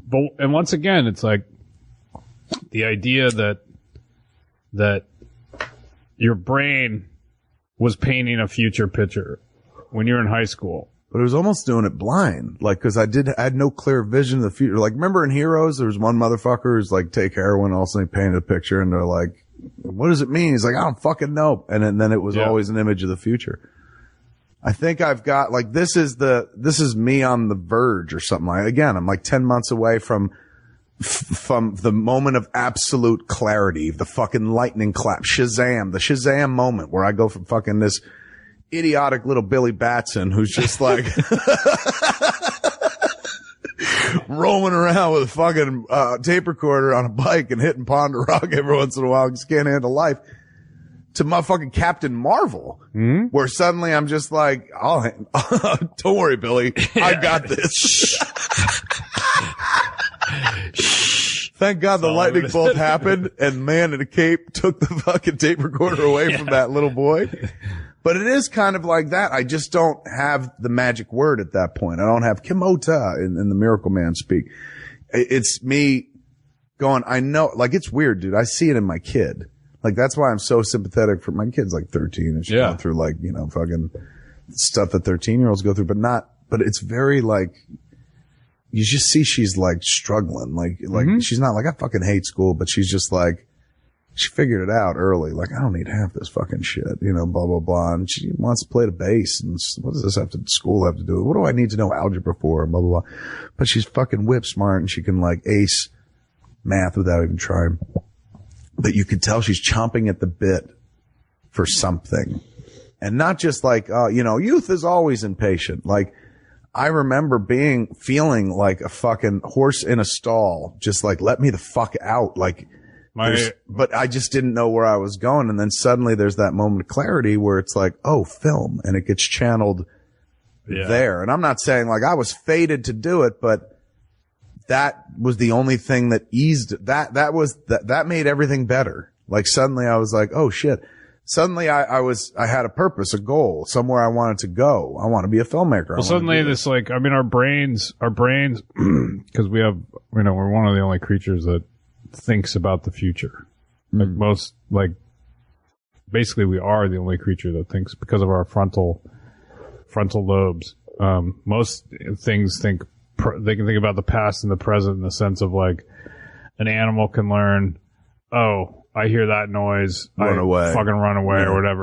But they don't fire. Yeah, they don't sit around going like, you know, I'm of this age and I probably got another 8 years of my life left. They don't cognize their own deaths unless they're dying. Or they don't sit around thinking about like, oh, I know what the future is. Me getting chased by fucking lions trying to stay alive. That sucks.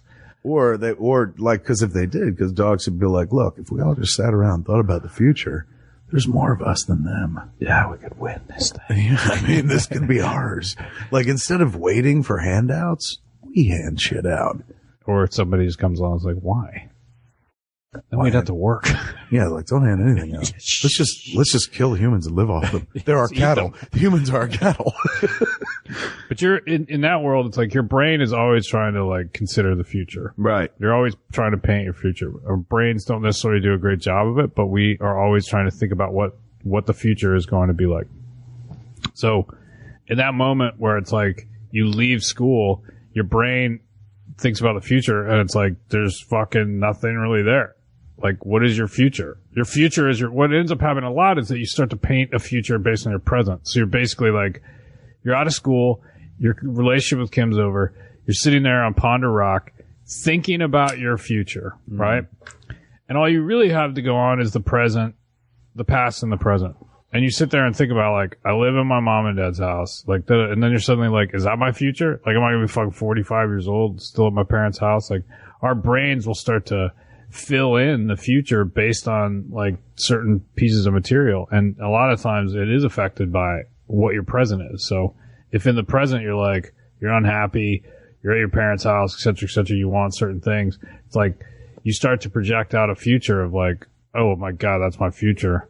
And then you start to, that gets you looking. And then as soon as you find film, it's like that aha moment is like, then when your mind is pondering and considering the future, it's like, I'm going to go do this, and I'm going to do that, and I'm going to make this movie, and I'm going to make that movie, and I'm going to make Suddenly this I'm movie. no longer thinking about, like, fucking, Suddenly what the future is not sort of, the future is sort of not as blemished by the present. Now it's like you have this thing that's completely unknown. You don't know. Like every time you think about the future, it may cause you anxiety because you don't know exactly what's going to happen. But at the same time, there's hope because it's not like it is the unknown. So it's not the familiar. It's not you going like, oh, it's going to be this all over again.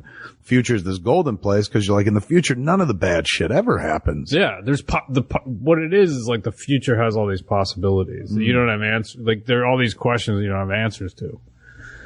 This would be like if my life was Superman the movie, this is when Superman is not yet a man and he goes off to the Fortress of Solitude. Yeah, and he starts as a young man, and then when he leaves, he's Christopher Reeve and shit like that. Yeah. This is me talking to the crystals, my dead father and whatnot. Exactly. You're in the fortress. Your Ponder Rock is your the Fortress of Solitude. Oh my God, man. This is your superhero story. You don't like dealing with people? Yeah, that sounds like Superman. Hey, people, I'm misanthropic. I want to deal with them. Dad, why'd you leave me here? Unsuperman.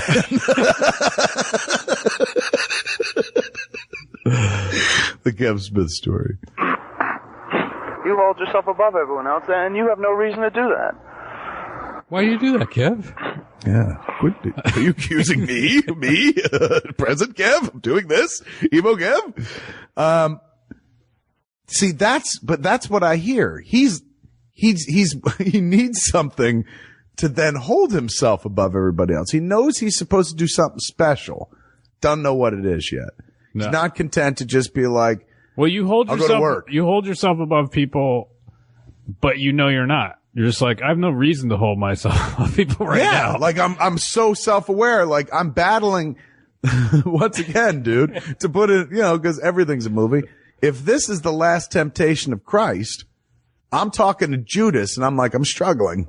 Yeah. And he's like, what? He's like, I'm struggling because I'm just a man, but there's something gnawing at the back of my head saying you're bigger than that. You're bigger than that. Well, you're also in that moment, you're basically, you hold yourself above people, but what you're really saying is that you want to be held above people. That's what you want. There's a That's yearning. what you desire. Yes. But in my head, I'm already there. Well, and now I just want everyone else to agree. Yeah. Is what it sounds You're just like, I need to figure out a way. How do I get some of this respect I've heard so much about? I read a book. Yeah, I'm looking to give people a reason to see me the way I see myself, perhaps. Yes. In my finer moments, not now where I'm like, I'm evil, I'm misanthropic, I'm the king of dark notions. Dark Notions. With Kevin Smith. Hi, I'm Kevin Smith, and welcome to Dark Notions. This tonight, the darkest of notions. If you spit into the ocean, what do you think happens? You're not better than anyone else. That's not. God, that's not true. For a second, sound like a breakthrough. You're like, I'm like everybody else. No. Well, it's like you're thinking about people in your mind. Yeah, I'm like, well, not that one. Not that guy. I like that guy. I gotta be better than that guy. I got it going on over this chick as well.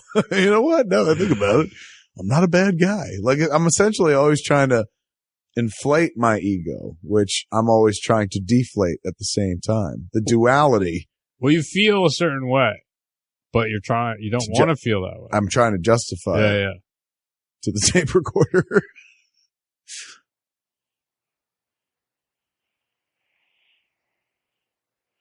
Otherwise, how do you have an identity? Everyone has an identity for being a separate person, not for being better than everyone else. How am I supposed to love myself? Well, love yourself for what you are. He's literally talking to himself now. Having a conversation and responding, dude. Yeah, this is the kind of shit they're trying to fucking put Amanda Bynes away for. They're like, she just has conversations with herself. I'm Amanda Bynes long before Amanda Bynes. You were Bynes before Bynes. I was Bynes in it, man. I'm Bynes in it. It is, I don't know, that's a little spooky to me. It is. I guess it's just. You're working through shit. But I'm also doing what the mind does. I'm just doing it Yeah. with out loud. You're verbalizing. Verbalizing exactly what goes on in your head, probably. Or at least what was going on in my head at the time. Not for what you can be.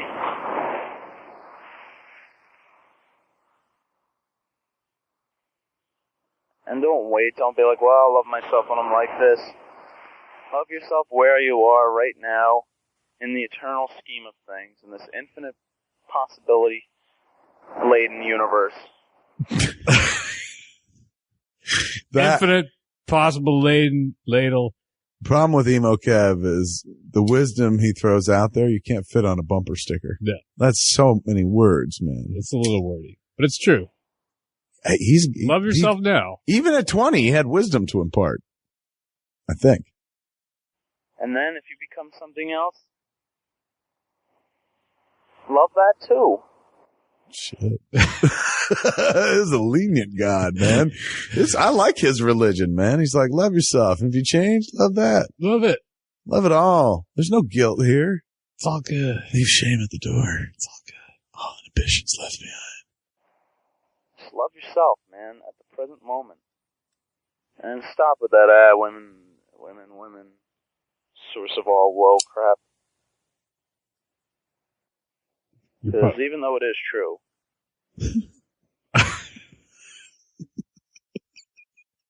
You are two-faced. You're literally just like, and all that women, it's like, fuck all that crap. You're like, but it is true. I am, dude. I'm Harvey Dent, man. I was emo, but I was entertaining. You were decisive too. I was. You were just like fucking success or absolute failure. Abject poverty. Whereas I'm more like, let me ride the fence. Yeah, wait a minute. hey, easier. Slow it up. Slow your roll there. I mean, you're just adding fuel to the fire. Chicks are fuel of the fire. I think I'm adding fuel to the fire by saying, women are the cause of all my woes.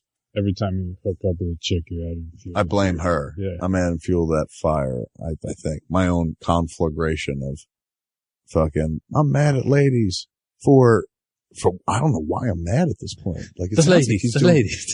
all the ladies in the house. You make me feel so bad. That's what I'm saying. Like, why is this kid beefing with the ladies so much? It sounds like he's doing well. He's eating fucking just like his old man. He loves that young pussy. This kind of thing you start today too, you know?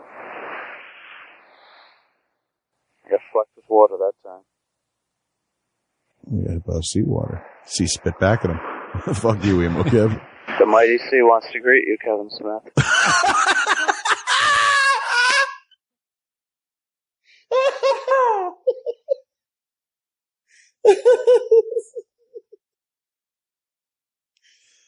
Oh, you're so amazing. That fucking actually happened. Oh no. No, we gotta dial it back. Oh no. The mighty sea wants to greet you, Kevin Smith.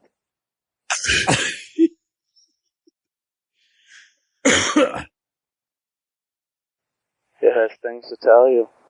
Oh, dude. So good. So good. Literally, it's like, It wants to tell you that it's mad because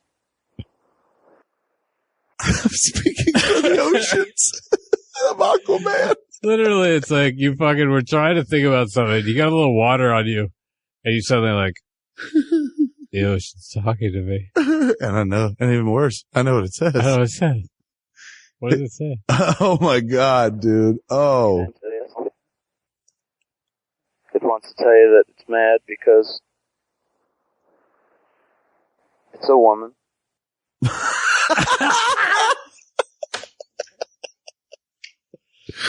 Oh, America's poet laureate, Emo Kev. The sea is a woman.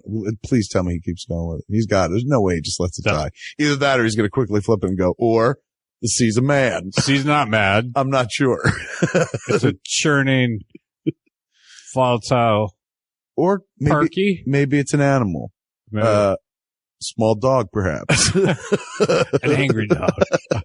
Small and angry. Manageable. It's a poor metaphor for the sea. Oh, that's my point made right there. A lot of woe, a lot of grief caused by women. How many lives taken by the sea? Oh, I see. The metaphor here is You're done. Yeah. Women, you see, are the sea. They've claimed as many lives. So many lives. And created so much heartbreak. Boy, he better clean it up, man. He better fucking save himself. Oh, women. Oh, women. Just regard women with caution, that's all. You don't have to hate them. Not the source of all woe. Hey, kids.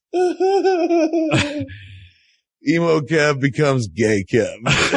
Women can live with us. Let them live. Look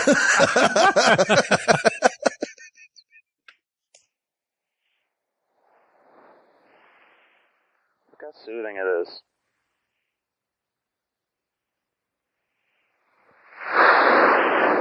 Watching a wave form and then break. If only you could freeze it. Ready? Freeze. You can freeze it. Why doesn't he just take a photo? Apparently in 1990, the camera hadn't been invented. If only there was a mechanism some way for capturing images. Some way to save this moment. If only I could paint. That'd be good. That'd be good. Mental note. Invent the camera.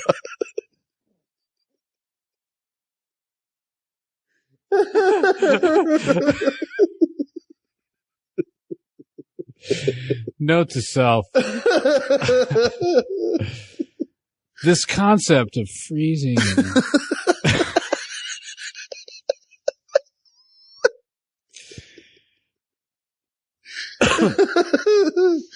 It almost sounds science fiction-y. But if there was just some way to magically freeze moments, carry them around in a bucket. Why am I wasting my time? you know who's going to block this from happening? Women. They suck. Yeah, women. They won't let you freeze anything.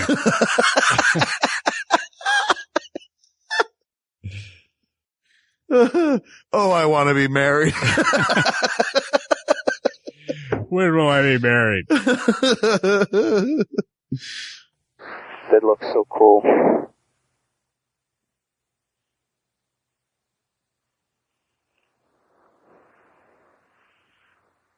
Sea is beautiful, God. Religion comes in there. Spiritual. Maybe that's who I've been talking to all this time. God? Yeah. I mean, you got to record it. Seems busy. Yeah. In case you want to go back. Yeah, I'm leaving. And here's some of my science. I invented voicemail as well, Scott. In 1990. Dear God, it's Kevin Smith. Why are women so bad and the sea so big? This particular sea isn't bad, although it could be a little cleaner. A lot cleaner. Fucking taking a shit on the sea. Once again, like, the majesty of the sea that's speaking to me. That could be a little bit cleaner. Who's going to pick this up? You know, when I really look at it, it's kind of gross.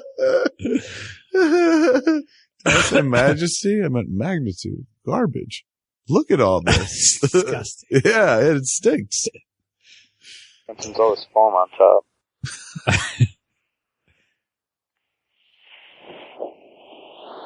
It's a worthy sea.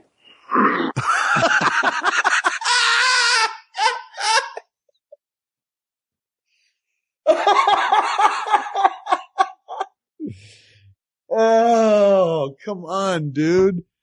That is that's a biography title if I ever heard one. It's a worthy sea. Kev Smith story. Or a great indie rock band, like up there with fucking a Mumfords and Son, man. Worthy sea. You can buy that on iTunes. Thank God I've given the sea my approval, Scott, because who knows? It was literally it was coming in and out waiting for you to. It's on its way, man, out the door. I brought it back and popularized it. It's a worthy life, isn't it? I don't know. I've been listening for a while now. Not really. We're an hour in. And I got to disagree with you on that one, Emo Kev. I miss youth. Holy shit. 20. I miss youth. I miss being young. I miss 19. So long ago. Couple months. So old. Death imminent. I miss high school. Oh. You did like it more. I miss life. What? Because that was your life. I miss a life that's worthy of being called life, not this charade that I live. Oh, you used the word. Oh, my Lord. And this life doesn't sound bad to me. He's got a good life.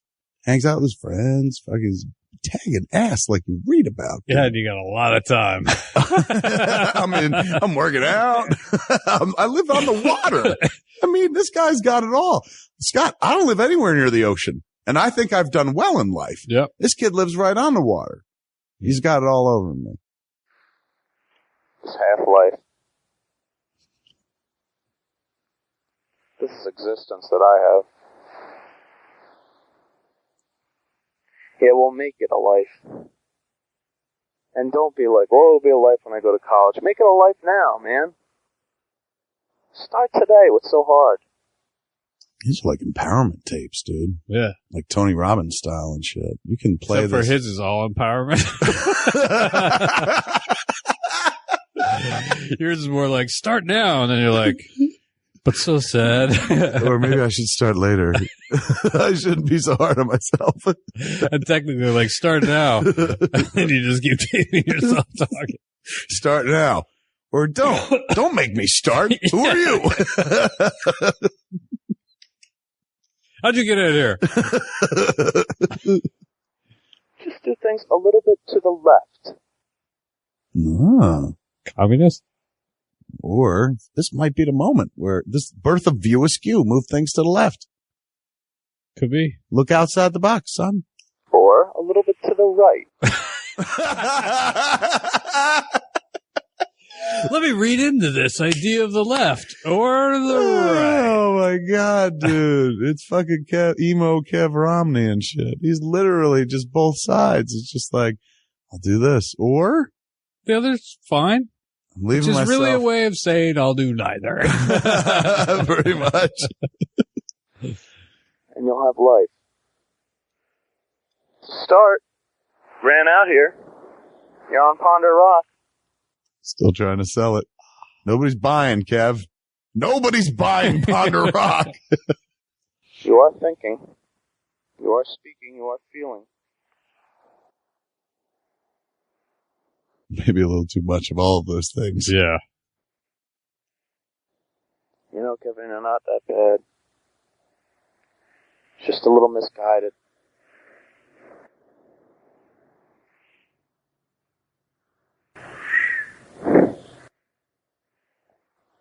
So what are you doing, breaking up? Yeah, I'm breaking up with myself.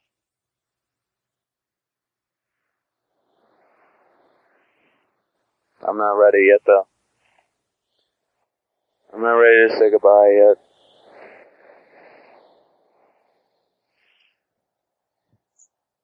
That's awesome. Oh my God. It dude. literally is like a Bergman film. I'm sitting on the beach playing chess. You are. Emo Kev versus Future Kev. This is something we gotta do slowly. Remember the guy a little while ago was like, do it now. Why not now? hey, Hey. let's ease up. I haven't thought this through. And we can't send it out with a pomp and circumstance. 'Cause that's usually when it means it's not over. So you can't end it like with big drama and shit, because that's doesn't mean that it's over. Got to really end it or change or whatever it is I'm talking about.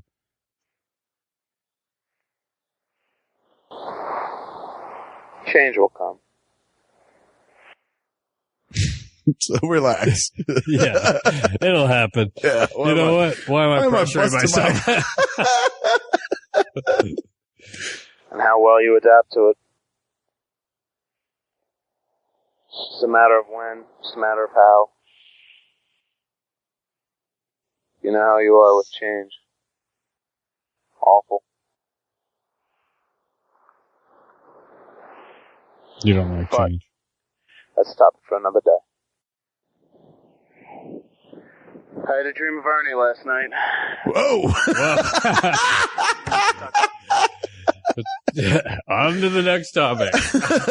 Apparently he just needed Emo to gay. Gay Kev needed to fucking gay out and everything got better for him. He's like, I'm moving from Pond to Rock to Gay Beach. I'm living on fabulous rock, people.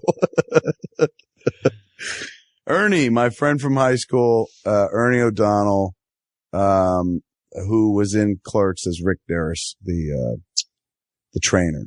Yep. He's like, I'm only weighs 7 pounds. He's been in a bunch of our stuff and whatnot. We were very tight friends in high school. And then the end of senior year, our friendship kind of dissolved.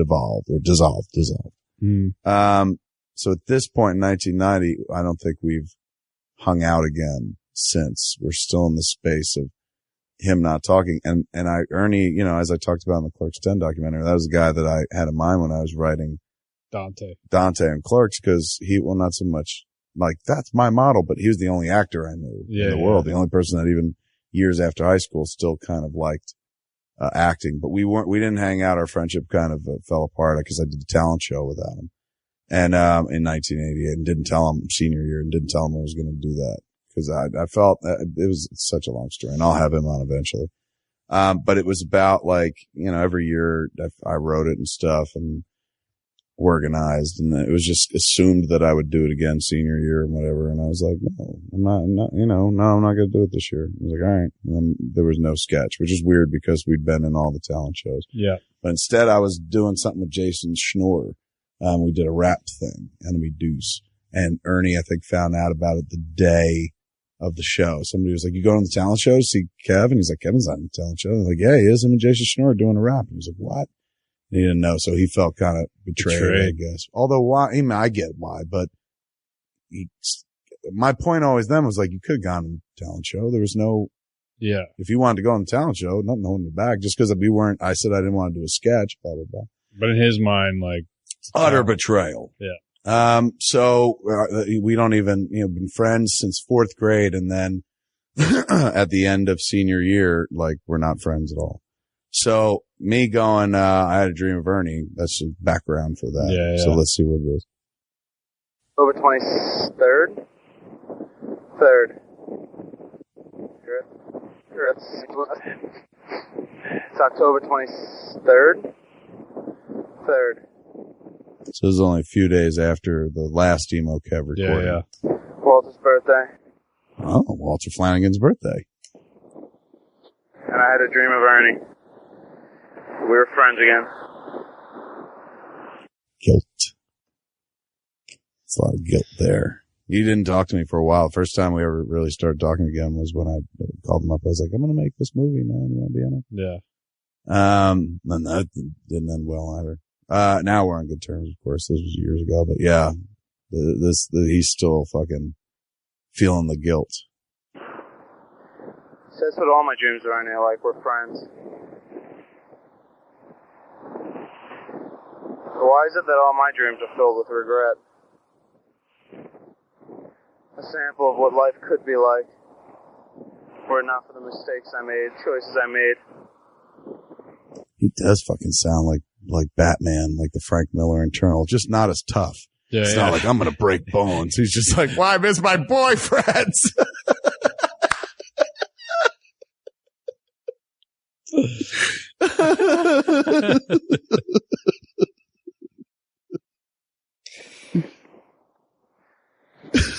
Torment.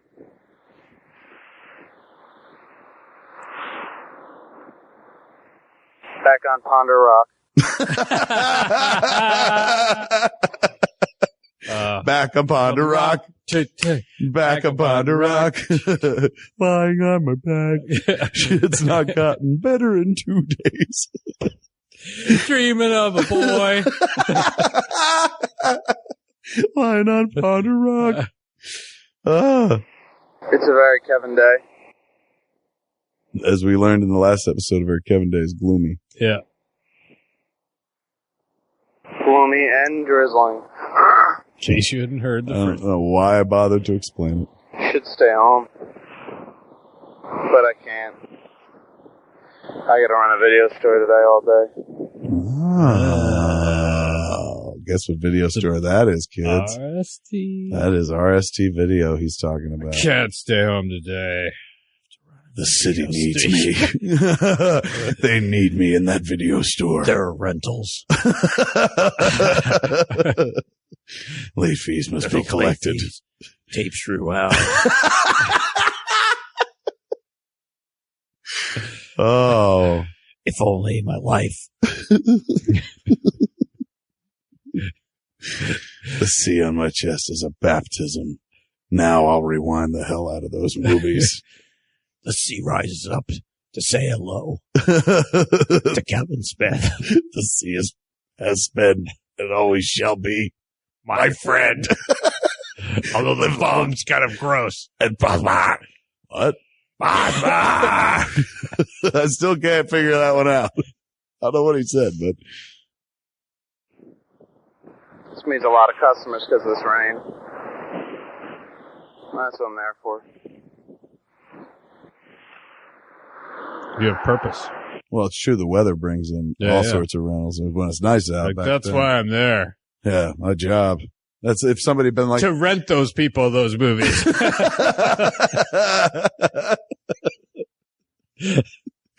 As a clerk, as a video clerk. I know. Listen to like, if you look at Clerks, I'm obviously like, yeah, being a clerk ain't no big deal. This guy, this guy is just like, it's a proud tradition.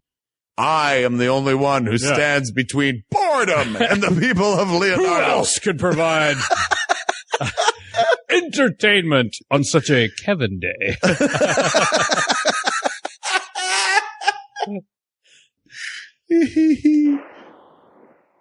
I heard from Kim yesterday. Letter. What letter? Seems pleased that we're allowed to talk in letters. Correspond through mail. We're no longer dating. We're just friends, I guess. Or I wrote it back quickly. I'm very good like that. Hats off to me. And a big old cheer to me for writing back as quickly as I did. Which, as you hear him say that, you're like, big deal. I write back people all the time. This is a letter. Yeah. This ain't no email, bitch. This is like, or is there no iChat? This is a fucking letter. I'm putting pen to paper, printing that shit out, or if you wrote it on a word processor, a big old fucking Stone Age word processor, and then mailing it, taking a day or two to get to Pittsburgh and whatnot. I mean, that's... Oh, she's in Pittsburgh. She's in college in Pittsburgh going to Carnegie Mellon. Only with certain cases, of course. I mean, here was I received a letter, and 10 minutes later I was writing one off. In return, reply. It was alright. Nothing really glorious to say about it. Except that it was done fast. It was done at an alarming speed. And I didn't wait. And that's about the best thing I could say about it. Hats off to me. My responses are usually much better. Oh. I mean, usually much better than her letters.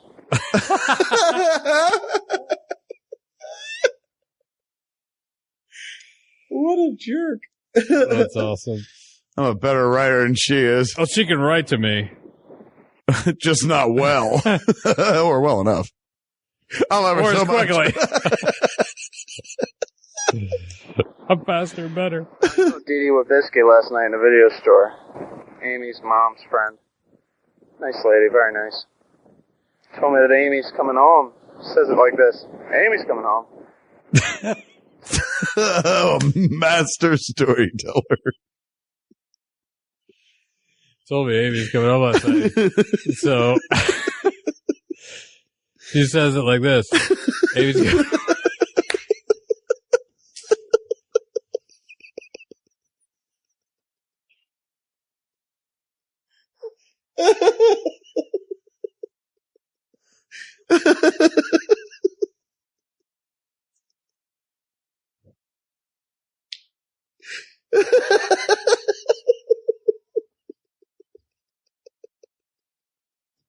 It sounds like America's worst comic. Yesterday, I met a guy. He said he had a bite all day. So I met him.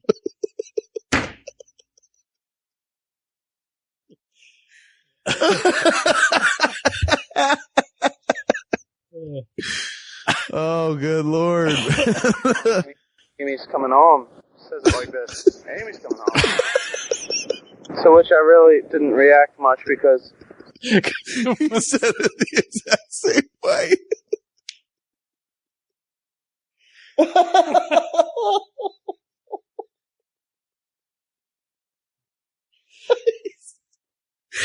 This guy says to me, he's going crazy out there by the lake.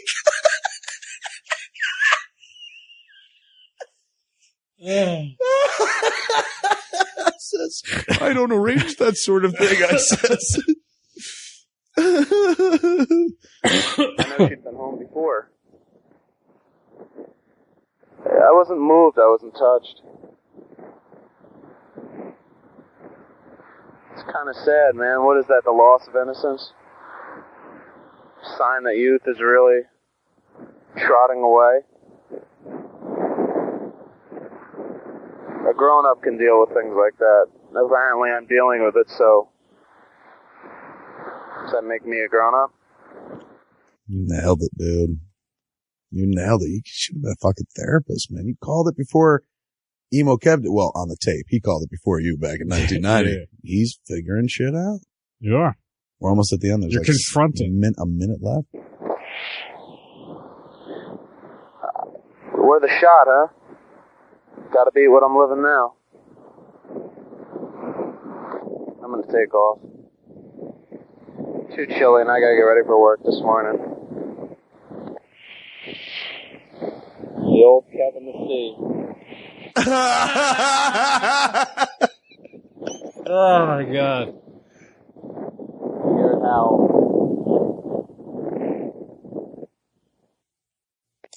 There it is. That represents it, man. The end of Emo Kev. As the wind and the sea swallows up. Just eats him alive. The old, he said it himself poetically. That was it. The old Kevin the Sea. That's maybe you didn't keep going because you realized. There's no more. Maybe that's it. Maybe you're right. Maybe that was like, I'm done with this shit. Or it's like, what more did you have to say? You knew what you were doing. You know where you were, what you were confronting. This is my, the bat comes through the window and shatters the glass and I go, yes, I shall become a bat. That's my Batman moment. I guess. You let go. Doesn't sound very heroic. Or even remotely masculine for that matter. Now that the bats come through the window, I'll go to the video store. The sad thing is, Scott, we got to let Emo Kev go because I don't have any more. The good news is this is 20-year-old Kev. Mm-hmm. Next on Smodcast, Scott, I will introduce you. We'll jump back in the Wayback Machine and I will introduce you to 14-year-old Kev. No way. Yes, there's audio of me recording a letter to a friend of mine getting ready to go to school. So we'll be listening to that. And that is a weird gonna be a weird blast. But kids, there's something to be learned from all this Emo Kev, man. Long story short, shit works out. Number one. Yeah. Number two, start recording yourself. Yeah. Cause for your kids. Oh, anyway. It's a gift. It's audio gold. Look how much fun we had with this, man. Don't be afraid to open up your thoughts into something private that you then bury. And remember, we're in the digital age though. So it's true. Put them somewhere where it's safe. Yeah. Like I had these on micro cassettes and fucking, then it wasn't even like you could pass them around that easily. You would have to go buy a micro cassette recorder. in the digital age, man, make sure you put them somewhere your buddies can't find Put them them. on a hard drive somewhere far away. So they don't fucking put them up on SoundCloud and shit. And they're like, is this you? And you're like, oh my God. I wish I had. I really wish I had. Although, once again, I don't think mine will be as entertaining. I hate school. I'm going to punch this. There it is, man. Emo Kev. We say goodbye to him. And thank God we knew him because we get here eventually, as we heard. Emo Kev hands over to Primo Kev. I think that'll wrap it up for Smodcast this week. I'm Kevin Smith. Scott Mosier. Have a week.